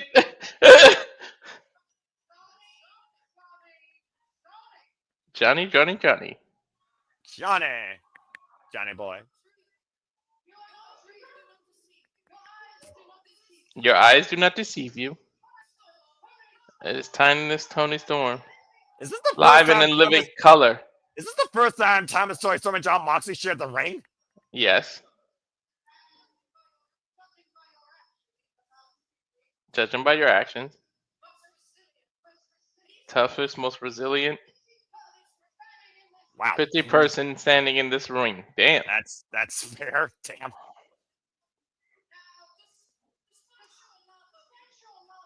Despite your rather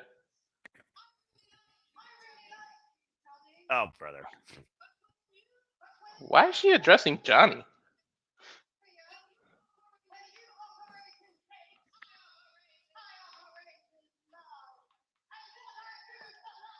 What I do for love Oh, my. is more than you can ever imagine, darling.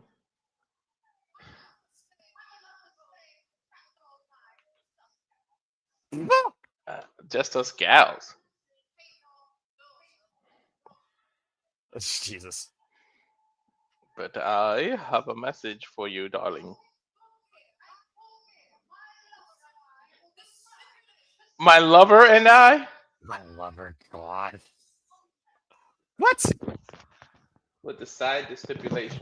Oh, no. Oh, no. I know what. Kamala, lingerie, lesbian, Shut the fuck up, Walter.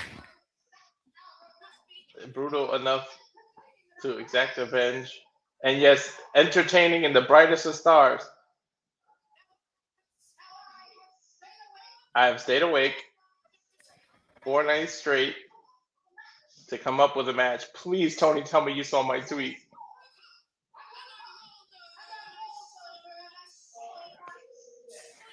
She woke up in a sweat. I rolled over and saw my Hello, sweet Mina Shirakawa. Did she just imply that they slept together, by the way? I mean, I don't know. She said, I haven't gotten her anything for Christmas. Damn, hi, Mina. Yeah, hello, Mina. My gift to you? Oh, my. It's 2 slop tards on a silver platter. Next Wednesday. No countouts. No disqualification. And a hardcore holiday death match. What? Hardcore holiday death match? What the fuck are you thinking?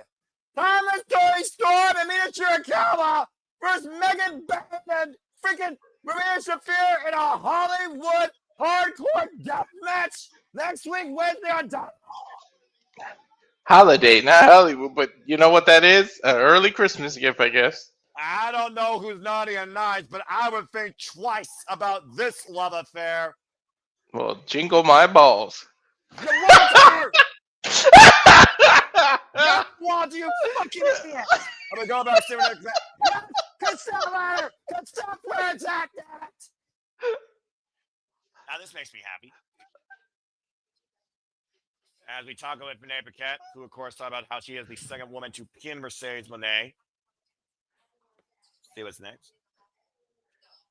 And when welcome to any woman in this business, what is next for Chris Statlander?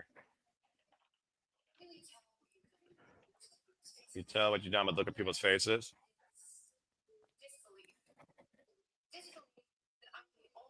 Disbelief to win both the TBS and the world titles. Disbelief that I'm the only person to beat Tony Storm and Mercedes Moné. I don't disbelieve you. I need to believe it. Damn, that title looked good on her. You're fucking right, it does. The rightful woman in this division finally holds it. A free option. Either turn and taste the past, or stay put in the present, or we head off into the future. Why is she using Renee's face like that? Renee can't keep a straight face. Stay with me. I know, Chris Statlander, I'm all aboard this ride. And strap me in for this ride as you are the AEW Women's World Champions. We'll go to commercial break. Fuck television. Okay, first off, can someone get Walter some freaking ice here and some sensibility training? What the fuck is wrong with you, dude? What the fuck am I with? It was funny. It's holiday. There's a holiday season and Walter's an idiot.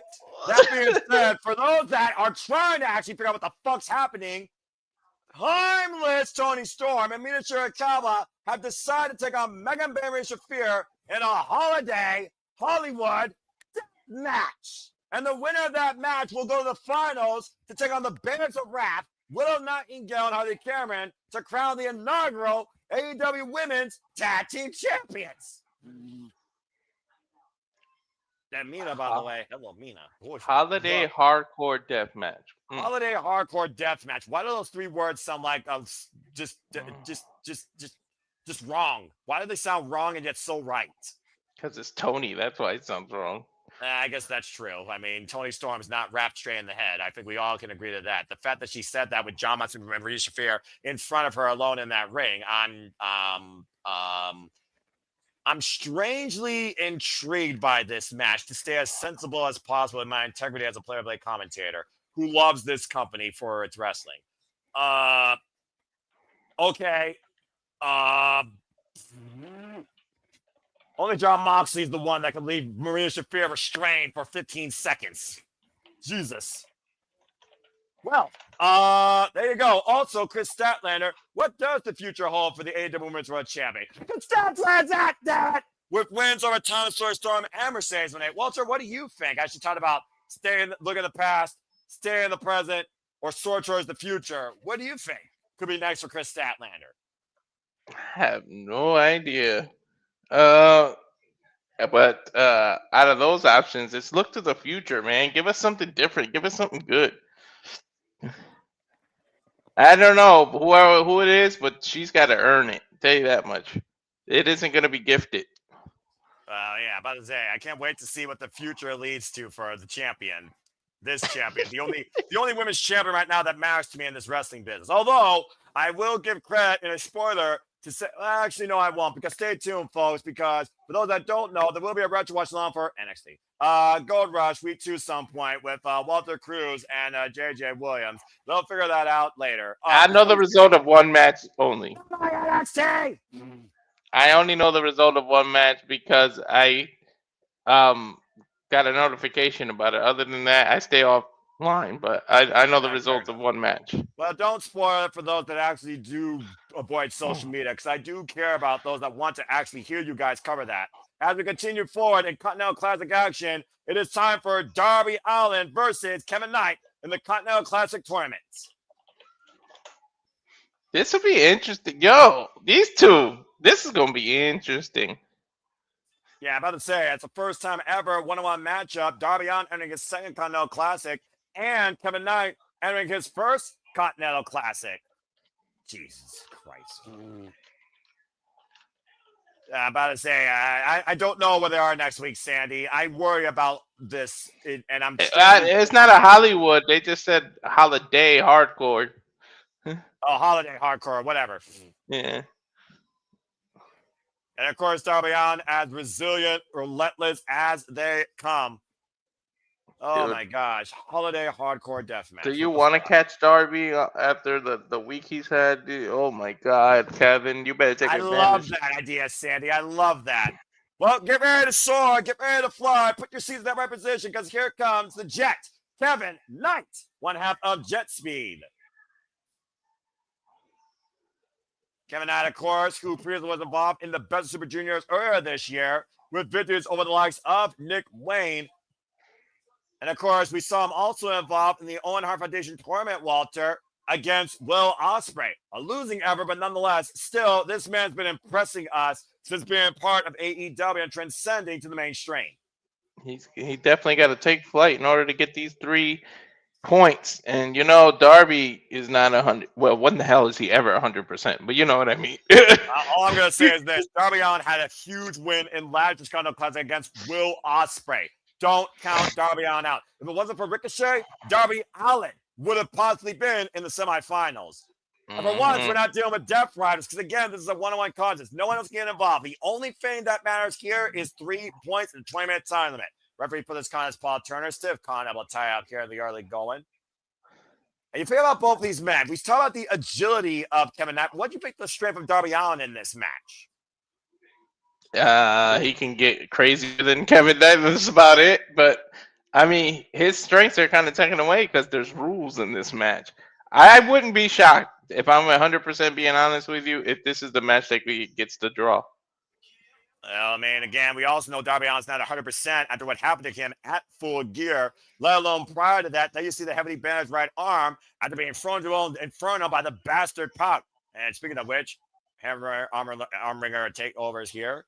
Both men jogging for position, inside leg trip, Darby Allin grounding Kevin Knight. And we saw a lot of the technical side of Darby Allin in his match against Pac at Full Gear, to your point. That might be what gives him the advantage, because he's been a lot of mat and submission wrestling lately, and that definitely counters a high flyer like Kevin. Whoa! And of course, again, the Continental Classic continues tomorrow night on AEW Collision. Thanksgiving, folks. And of course, you see for Blue League Walter, Konosuke Takeshita will take on Roderick Strong tomorrow night. Roderick Strong in his first Continental Classic along with Konosuke. Yeah, this is both men's first Continental Classic. It's also Pockets People Mike Bailey's first Continental Classic. 2 first-time ever matchups and 4 first-time ever participants. And again, Darby Allin right now escaping the legs of Kevin Knight. Whoa, went for the headlock. Slip. Nice agility there right now. Kevin Knight, Darby Allin able to scout it though. Darby Allin, waist lock, look for the O'Connor rope. Kevin Knight holding onto the ropes. Whoa, the boot turns Darby sideways. Rebound up the second. Springer and monkey flip. Oh my! That's the blow on the knee. That rope immediately crashed into that leg, and Darby Allin is hobbling. That was when is he not hobbling, landing. To be fair, Noah? Yeah, but that was a very awkward landing, though, Walter. You saw the way his leg crashed into that rope and how he fell to the floor. I mean, he's wobbling hard, though. Shit. Again, those steel cables tunned to the max. The Irish whip coming up, whoop, just avoiding the barricade. And Darby Allin driving silver and Kevin Knight the moonsault. Beautiful. The speed, the high flying, and the intensity match with these two. So somebody's just gonna have to pull something out of their hat. Something! And the proficiency for that matter. Kevin doing the smart thing. Take advantage, man. And right now, there's an advantage for you. Pushing him out of the floor. Oh my God, he was so late on that rotation. Yeah, that was a late tope con hilo. And again, there's a messy placement there. He landed awkwardly on that leg that crashed in those ropes. I think he's going for the coffin drop. No, and what the fuck? Leaps to the top, avalanche backdrop suplex by Kevin Knight. Is this dude half cat? Kevin Knight, Darby Allin, first time ever continues here in the Continental Classic Go League. After this, picture-in-picture, fuck television. I got you. Well, they're both just laid out. Wow. They're both they haven't recovered. They're not even moving. I don't expect them to. Freaking Kevin Knight with higher hops than Sheldon Benjamin, if that's possible. I'm telling you, dude. Ridiculous. He has cat in his DNA. I thought it was in the shoes. Jesus. Yeah. Darby just rolled on the apron, and Kevin's picking him up. Hip toss into the ring from the outside. Man, running off the rope. Ooh, nice shoulder tackle while Darby was sitting up. Goes for the cover. 1, 2. You better not end it during a freaking picture-in-picture. That's only happened once in the history of AEW. I'm just saying. Kevin Knight is holding on to his ribs. He can barely breathe. Stomp to the back of his head, Darby's head. Ooh, another stomp now to the chest. Starting to get methodical, Kevin is. Scoop slam. Oh, the impact. Oh, gosh. Oh, standing frog splash. What the hell? I'm about to say. Cover I didn't think that was going to be it. Yeah, I know what you're talking about. That's like a mini UFO splash, the turning splash. Again, Kevin Knight also, to tell the tip for those that don't know, he has the height advantage over Darby Allin, by the way. Darby Allin, of course, is a 5'8", 172 pounds, former TNT champion, former AEW World Tag Team champion alongside Sting. Kevin Knight, of course, former IWGP Heavyweight Tag Team champion alongside Kushida. And as I said before, a participant in this year's Owen Hart Foundation tournament. Continue, Walter. A standing Kimura, and then he rolled, and now Darby's on the ground. Now he's got that Kimura locked on the arm that's heavily bandaged. It's a smart move. Darby able to get up and shoulder tackle Kevin into releasing it into the corner, but he is hurt. Kevin Knight, also trained by Buddy Rain and the LA Dojo, of course, comes in at 6 foot, 200 pounds. Up and over. Cradle pin. 1, 2. Kick out by Kevin. Ooh. Yeah, that was a sneaky pin by Darby. Yeah, Darby coming up in the match against CMLL. Yeah, Darby coming up with these elbows, but oh! Reverse whip into the corner, and damn, Darby hit the corner hard, chest first. Ah! Kevin threw him with all his might. Why Hurt. is Darby's body gotta get wrecked more than anybody else? I'm just saying. I don't know. Now Kevin trying to take advantage, grabs him by his arm, suplex. Nope, puts him on the corner. I'm for it, Safet. Continue, Walter. You're doing great. About to say, the freaking resiliency of Darby Allin, ridiculous. Superplex, Oh, I think he's going to go for a superplex. We should be coming back to commercial. This looks like this is the last commercial. Yep, full screen. And welcome back here to AEW Dynamite as the Continental Classic continues on this Thanksgiving Day from Nashville, Tennessee. The Pinnacle, Walter Cruz, Noah Foster, Kevin Knight flipping out of the court with the moonsault. Whoa, man! What the fuck? It's the shoes, Walter! Drop kick! And drives Darby to the outside. I love the Attitude Era. I love the 90s. I love the wrestling I grew up with, but god damn, the athleticism that we get now is ridiculous. No joke. Like literally, this back in the day, you would get 2, 3, 4 max wrestlers that have this kind of athleticism. Now it's dime a dozen, and they're loving it. Yeah, I'm about to say, people like Kevin Knight, I mean, you see this type of athleticism in the likes of Soruka, Devon Evans, Leon Slater, so many incredible. Well, I was like, oh man, it just got dropped back first on the entranceway.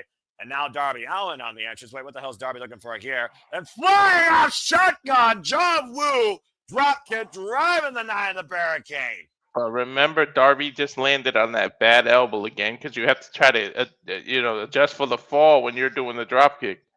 To bring it up to speed, by the way, we saw Fletcher, Pikachuchka Okada via pinfall roll-up. 3 points for the Pro Star, 0 for the Rainmaker. John Moxley with a new, as Walter put it, darts choke hold. In comparison to Mascara Dorado for his first 3 points. This is our third match. It's, of course, Kevin and Darby Allin. Last Supper!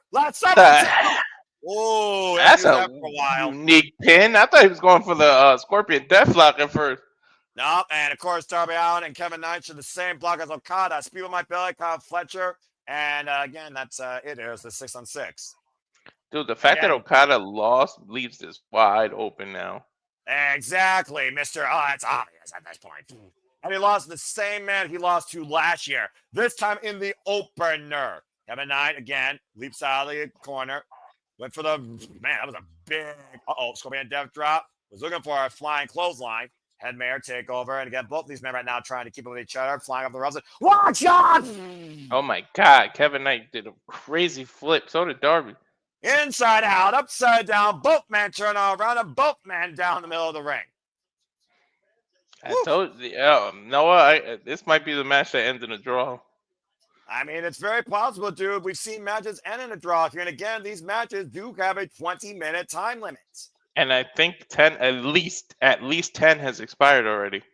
And again, we're going to be covering the entirety of the Continental Classic, folks. If you are along with us, stay tuned tomorrow night. We'll be back here for continued Continental Classic action with Thanksgiving Collision. As we just heard, it will be Cano's going to catch up, taking on Roderick Strong. Out of the way, those Darby Allin. Delay. DDT! On the ramp.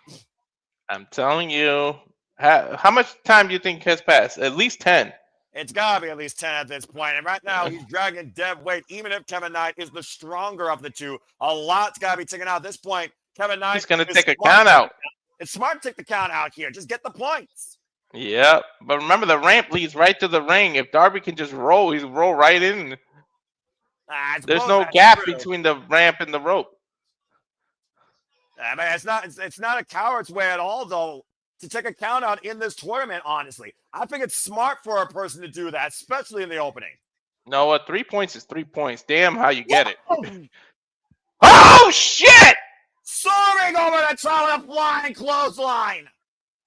I was trying to say 3 points is 3 points regardless, but shit. Kevin Knight, the Jet, takes flight. Look at that. Bro, did you see the Darby whiplash on his neck? I did. Went for the elbow splash. Darby Allin able to escape it, though. And now hooking up Kevin Knight.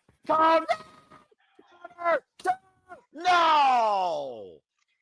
This is a good back and forth match. It's been a great match. As we expected, the Continental Classic. I think Darby Allin's lip is busted. What isn't busted on Darby Allin's the better question. We Right. called him before a walking cadaver sometimes. Surprised he hasn't been put in an AMC for Walking Dead. I think he's going for a coffin drop because he's climbing face forward. Ooh, Kevin Knight able to scout that, though. Good call, Walter. Shoots out the legs. Now hung with the tree of whoa. What's Kevin Knight looking for here? No. Kevin, coast to coast. I bet you he's going for a coast to coast. No way. Oh, he's positioning for it. From east to west, the Jet soars coast to coast. And the Kevin Knight takes flight, sticks the landing. And then throws him. Down, and he might be looking for that twisting UFO splash. Got it. Kevin Knight on 3 points for the Jets. Whoa, that's 2 shockers. Okada won his first. I didn't expect Kevin to beat Darby. You kidding me? In his first match, in his first Continental Classic, the Jet takes flight and soars high to 3 points tonight in his starting run for the Gold League. What a win and what a match. I don't think I'm exaggerating when I say this. That's his biggest win of his career. No doubt. He's just been a former TNT champion.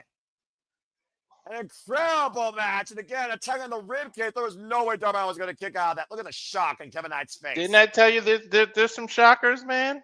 There you see it right there. Kyle Fletcher, Kevin Knight lead the Gold League now, both with 3 points, winning their opening bouts, while Okada and Darby sit at 0. I would never think Okada would have to come from behind. I'm about to say, who's going to be the biggest comeback king of this Continental Classic? That was so darn good. Are they going to show? Yeah, you got to show respect for that. Again, that was a pure contest. Incredible agility by both, and mad respect between Kevin Knight and Darby. I don't think Darby knows where the hell he is, brother. Do you think Darby knows where he is? What? Do you even think Darby knows where he is right now? Well, I'm pretty sure he realizes he just lost the Continental Classic opening bout against Kevin Knight because I'm pretty sure he knows he's in AEW. AEW that's giving him freedom more than anywhere else. Congratulations again to the Jet. And speaking of congratulations, from Kyle O'Reilly and John Moxley to Chris Statler and Mercedes Moné to FTR winning the AEW Tag Team Championships for the 3rd time, Walter. Yes, and you know what? In the Continental Classic is unique that while it does hurt a loss, it doesn't completely hinder you one loss. So you can recover and catch points up. Back to your point, again, they got 4 more chances. And we also will hear from the new AEW Tag Team Champions, FTR tomorrow night on Thanksgiving Collision. Again, folks, we'll be back here tomorrow night covering Thanksgiving Collision. The Continental Classic continues. And then we'll see you in week 2 for Dynamite and Collision again for the Continental Classic. We are covering the entire tournament. But for now, we're going to take a commercial break. As coming up next, it's Orange Cassidy versus Claudio Castagnoli. Our main event on AEW Dynamite Thanksgiving after this commercial break. Fuck television. Still though, wow, Kevin Knight. That was hell impressive. How far is Columbus from you? Probably like, I don't know, 6 hours, if that. Again, I don't have the money. I'm not going, so I'll be covering everything with you, including Final Battle. Priorities over passions, as I always talk about here. Oh my gosh. If I see one more Zootopia 2 commercial, Jesus. And you know what? It's Daft Punk music, so I'll take it. Daft Punk for life. British Quo. I feel like we're fine, honestly, right now, Sandy. So it might be your fee. You might check your internet because I'm hearing him fine. He's hearing me fine. I think it was when I said something. I pulled the mic closer, so it made some noise. Oh yeah, that's right. That woman. Yeah. I was about to say you lost your shit when the Jet soared over the top of that clothesline. Yeah. 9-3, Darby 0. Sylvester, he's still laughing. Just to be clear, but yeah, and by the way, I almost forgot. You're right, Sandy. Bots on my part. It's a hardcore holiday hardcore death match next week with Mina Shirakawa and Thomas Toy Storm versus Mega Baby Shafir. The winners will go on to challenge the Bears of Wrath in the finals to crown the inaugural AEW Women's Tag Team Champions. At the Sisters of Sin were eliminated.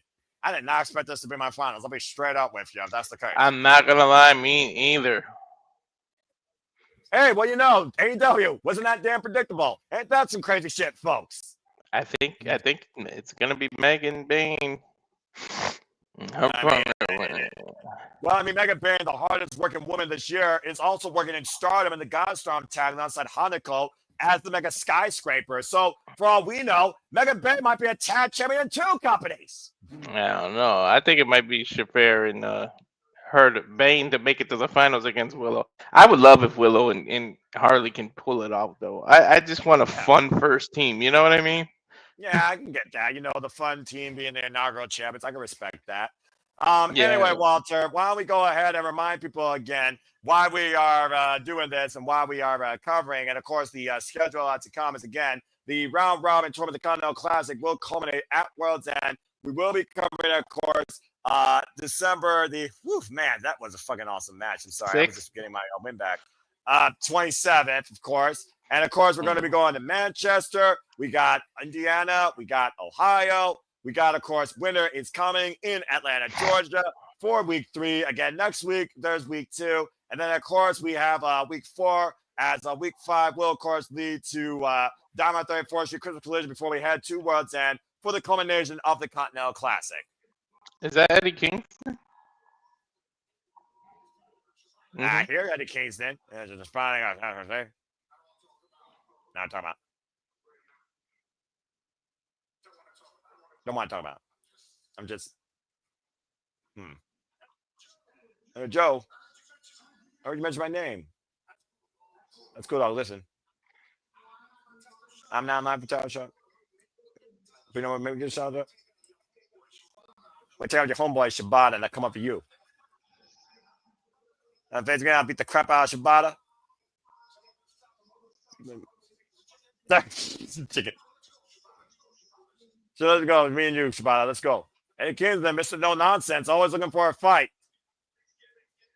And it looks like Fate's going to collision. It will be Eddie Kingston and Katsura Shibata. For some reason, my Max thing is not showing me what's actually on the screen. It's just showing the, we'll be right back.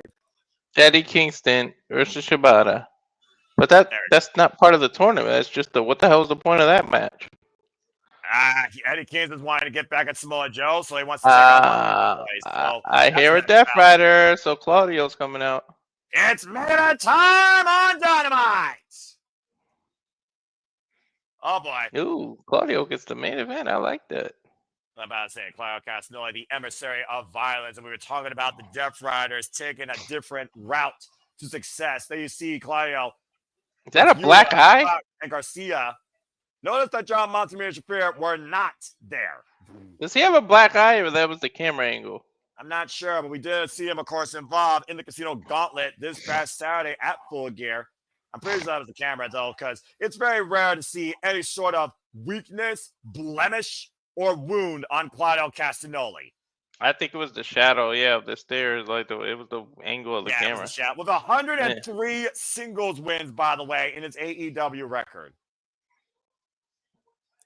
Can you imagine, though, if Claudio Castagnoli loses tonight and John Moxley got the win? What does that do for Claudio's mindset? What's it been, 2 or 3 years that he debuted?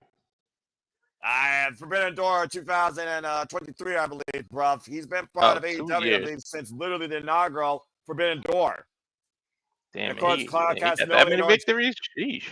And of course, Claudio Castagnoli and Orange Cassidy, no strangers to each other. These two once fought over the AEW International Championship. Pound for pound, the strongest man. And no doubt about that. And of course, Claudio Castagnoli, like I said, part of the Blue League, alongside freshly squeezed Orange Cassidy in his first Continental Classic. Someone who can care less from wherever and whenever. Whatever. This freaking Titantron still cracks me up with the fact that it's just not clear. And that's about brand new glasses on Saturday, too. Freshly squeezed. Freshly squeezed. Orange Cassidy. I think Claudio's about to squeeze. Where's my mind? Where's my mind? Where's my mind? Why does Claudio look distracted? His mind looks somewhere else. I do think, again, since Saturday, there has been some heavy thinking since, of course, what occurred with John Moxley and Kyle O'Reilly. You saw that segment. You saw the stoic look on Claudio. Don't you think at this point, with the fact that John Moxley is no longer AEW Men's World Champion and has lost blood and guts and full gear, that not at least one of the Death Riders is calling his leadership into question? That would. Anyway, Claudio Castagnoli and Orange Cassidy are Dynamite Thanksgiving Eve main event. Bell rings running by immediate roll up the crucifix. Whoa, schoolboy, excuse me. Trying to end it early. That's a smart strategy. Convert to with a backslide. Referee Stephon Smith for this contest. This is when Orange Cassidy knew he fucked up. Yeah, about to say when he got grabbed, now off the ropes. And of course, this match was made during the show officially, folks. In case you're wondering why I don't have a graphic, because sometimes they like to surprise you a little bit more than expected.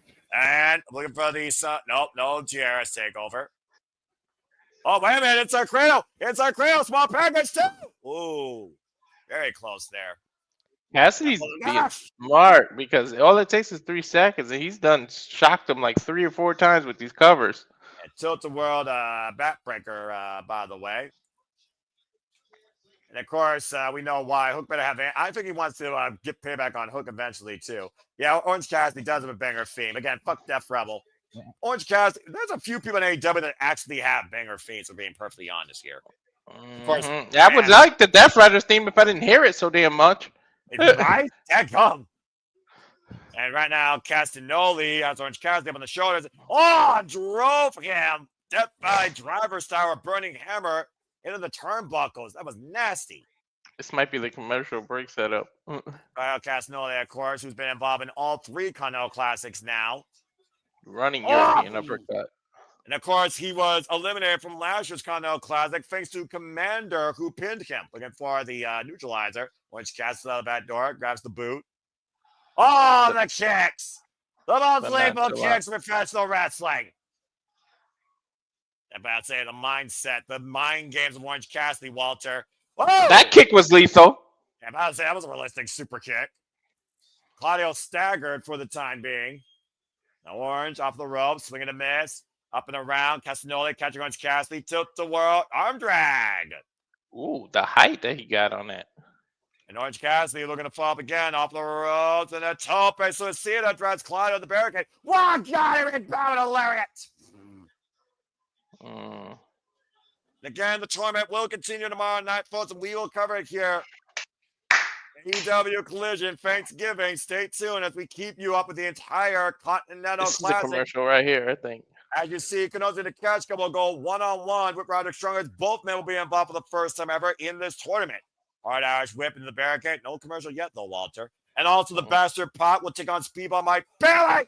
Running uppercut as all 4 men of the Continental Classic for the first time ever. Also, Fekla goes one-on-one with Ty Mello, adding proverbial salt to the wound. Of course, injecting her toxicity. It's also been official that the Kings will go one-on-one with Katsuyori Shibata. Interesting. Grabs the bar rope, breaks the count, and now Claudio squaring up Orange Cassidy for a running. Whoa! Nice sidestep by Orange. Dude, Orange would have got killed if he hit that. Yeah, no doubt. Tilt the world, DDT denied the strength of Claudio. Uh-oh. Ah! God! Well, that would kill him. Shit. Giant swing, pendulum style, into the LED barricade. TikTok that. It's Orange Cassidy bruised beyond measure. Stay tuned. Restaurant Clive picture in picture. Fuck television. Oh my God, that swing. Now Claudio slowly rolling Cassidy underneath the bottom rope. Gets up on the apron. I'm not surprised by this, honestly, if I'm being honest with you, though. But still, damn. Yeah, damn indeed. Claudio climbing in now. Golly. He still hasn't even done anything. He's just taking his time messing with Cassidy. I mean, at this point, I do think that Claudio Castagnoli finds, Orange Cassidy a joke. And, of course, this is their second ever one-on-one encounter, I believe. The first one was for the AEW National Championship. And, of course, Orange Cassidy won the night against Claudio. And that was back in 2023. The last time these men shared the ring, of course, Claudio Castagnoli and John Moxley, Death Riders tagged up. And, of course, beat Orange Cassidy and Roderick Strong on Dynamite. And that was literally 2 weeks ago. Scoop slam by Claudio. While he was I sitting, he raised his hands like he was going to put it in the pocket, and Yeah. Claudio just did a sternum kick, like right to the sternum, and just laid Cassidy out. That was crazy. Actually, I take that back. The third singles encounter, I forgot the Blood and Guts Advantage match was 1-on-1, and Claudio won that night with the Swiss Steph uppercut against Orange Cassidy. So they are 1-1 against each other. Cassidy raising his hands again. I think he's threatening to put it in his pocket. It just Claudio won't let him. Nah, y'all Suplex. not. About to say, freaking fast, furious action here as Walter continues to give you coverage again tonight. We'll be covering Dynamite. Tomorrow we will cover Collision. The Continental Classic will continue into next week, where we cover both Dynamite and Collision as we go forward into Winter is Coming, with Week 4 going across the pond to the UK for the Holiday Bash presented by Dynamite and Collision, as Week 5 will determine our block winners at AEW Dynamite 34th Street and Christmas Collision, and those top two scorers of both the Gold League and the Blue League will compete in the semifinals to figure out the finals at World's End to crown this year's Continental Classic champion in Chicago, Illinois, from the Now Arena. It'll be a hell of a speed, Walter. You better buckle in for this month, bruv. Right? That's our Christmas gift. And it's already a gift for me. With professional wrestling, a delight. I already got the best gift I can get tonight. Again, to bring people up to speed, the scores are Darby Allin 0. Pac competes tomorrow. Kevin Knight 3. Speedball competes tomorrow. Kyle Fletcher 3. Okada 0. Kenosuke Takeshita competing tomorrow. John Moxley 3. Claudio Castagnoli competing now. Orange Cassidy competing now. Ryder Strong competes tomorrow. And Mascara Dorada with 0. Damn. Biggest shock of all. I'm about to say, which one's the biggest shock of all to you tonight? You sound like you've been shocked twice. Okada. Beach. I just praise how he's missed a freaking tournament and he loses his first round. I'm back full screen.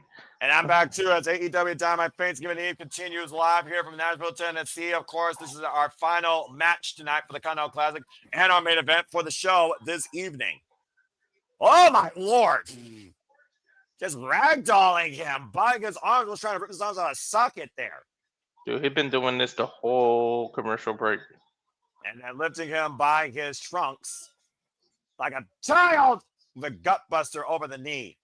I still would not take Orange Cassidy lightly, though, Walter. It's like Darby Allin. All you have to do is give him a moment, and he could capitalize. The gut buster again, as we talked about.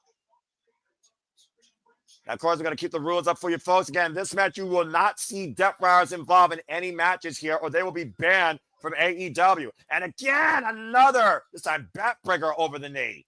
Punching the front and the back of Orange Cassidy with one hand. Oh, that's ridiculous. Oh, the TNT takeover.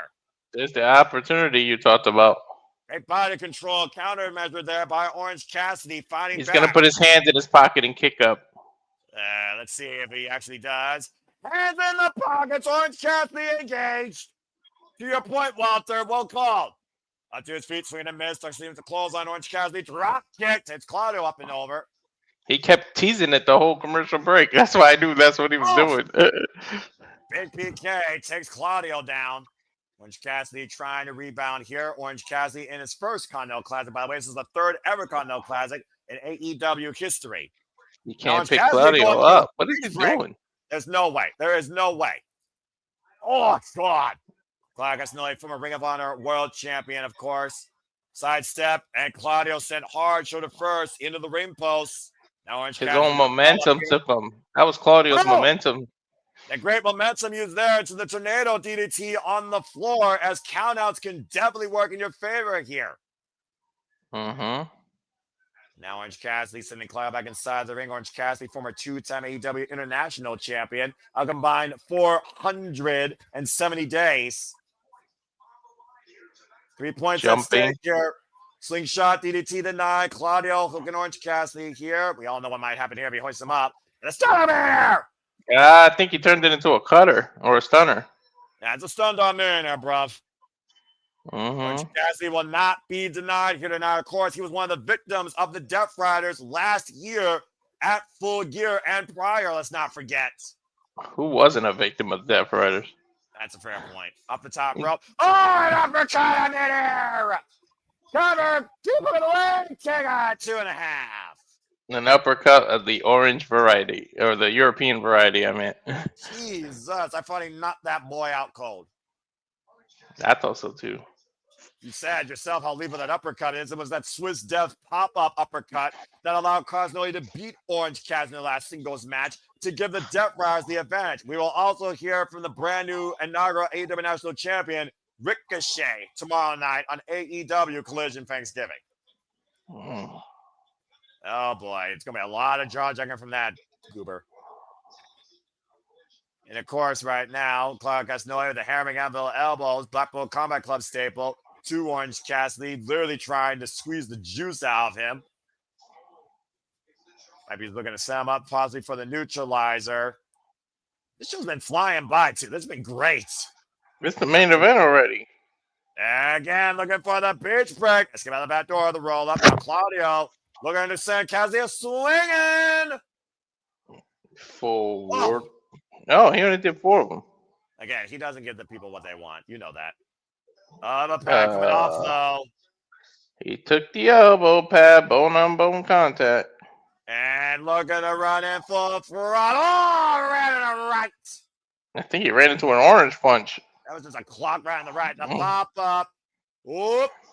Again, the power of Claudio hoisting up Orange Cassidy. This is dangerous. Oh! Turn to DDT. I thought he was going to hit him with a European uppercut. That's what he wanted, but Orange Cassidy looked his head on the way down. And now looking for the Orange Punch pop up. Orange Punch connects out of midair. Come on the way down now, hooking up Claudio. He ain't going to get him. Big Yes, he is. Almost got it. He got him. Shit. He got him, but he didn't get the 3 count to your point. No, I didn't think he would be able to pick him up. That's what I meant by he got him. Well, the only reason I can think he did is because Orange Cassidy Castagnoli was out on his feet, following that orange punch to the Chrome Dome, and he rebounded off the ropes. He used Claudio's momentum against him, but it still wasn't enough. And again, you see him struggling for the beach break, but he did hook Claudio for it and connected, but it wasn't enough for the 3 points. Now Orange Cassidy with the elbow pad off. Might be looking to deliver an orange punch with extra pulp. See what connects here first. You know John Moxley's watching this. You know local collaboration's watching this. Swing and a miss. And Claudio, what? Just ran for Orange Cassidy with that clothesline. I think he's going for a neutralizer. Orange Cassidy on the shoulders again. The roll through. Trap the legs, cover. And again, kick out by Claudio. And a pop up. Switch. Step. Uppercut. Cover. Claudio with the win. Claudio got it. A hard-earned win. Once again, knocking Orange Cassidy out cold. Swiss Death uppercut. Moxley and Claudio now have 3 points. So far, tip for tap. Both Death Riders leading the Blue League with a perfect score of 3 each. I can't wait till the end of it. You know, eventually, within the next 2 weeks, they're going to have to touch each other, Noah. You were saying? Next week. Next week. It's really going to happen. The match that might determine the future of the Death Riders as we know it. Claudio Castagnoli and John. Why are they giving it to us so fast? Also next week, the AEW Women's World Tag Team Championship Tournament Hardcore Holiday Death Match Semifinal Special. Megan Bain and Marina Shafir taking on Toni Storm and Mina Shirakawa to see who goes on to face the Bears of Rap as the Death Riders take to the ring alongside Renee Paquette. This is going to be interesting because that means they face each other. They're going to have to say something. Exactly. Let's hear what they got to say. Renee's running down the rules and the points and what's going to happen tomorrow. Right. I think, of course, Claudio's been the only man to compete in every Continental Classic. Oh, wait, whoa. There, Garcia and the Death Riders apparently not taking into account to Orange Cassidy. And again, matches aren't going on right now. This is all legal. We got a brawl here. Roderick Strauss, this isn't wise. And Kyle Fletcher, Kanosuke, and Ketchka. What the hell? Why the family out here for? Well, I mean, the Ketchka's facing Roderick Strauss tomorrow. And now Kevin Knight and Matt Scott round out the entire Pinnacle Classic field is emptying out on the ring. What the hell? I mean, Kevin Knight, he's going to face Punk eventually. He's just bring it down here. Yeah, but Moxley and Claudio are going to face off. Oh, let's see what happens if they accidentally bump into each other right now. Right now, Mascara is trapped in a front-face guillotine here, and John Moxley, sent to the outside now. Mascara is doing something. He's climbing. Maria Shafir right now just watching on. And to your point, Mascara Dorada. Uh-oh. Oh, boy. You know, technically what Shafir was doing, right? Holding the rope steady for him. And look who's watching from the entranceway, Kazuchika Okada. Arm punch connects to Yuta. As the Continental Champion watches the chaos unfold from the entranceway. Pac and Speedball. Again, tomorrow, to watch this point, Pac and Speedball Mike Bailey, Konosuke Takeshita, and Roderick Strong. And we just learned next week on Dynamite, it will be John Moxley versus Claudio Castagnoli as the Continental Classic continues. When I get some money, I know the next shirt I'm getting. I like that Okada Beach shirt. Beach. But tonight, Okada was Kyle Fletcher's Beach. Fair and square tonight. Will the same continue, or will Okada reclaim and retain his Continental title? For now, Continental Classic Day 1 does conclude. We thank all of you for being along with us this Thanksgiving Eve as AEW Dynamite goes off the air. For Walter Cruz, I'm Noah Foster. This has been Day 1 of the Continental Classic. Until tomorrow night, make a positive impact in life. Have a good night. This is where the best, the damnest, the bloodiest, the strongest, and the most competitive truly wrestle. Walter, cut the damn feed. Jingle my balls. Shut the fuck up.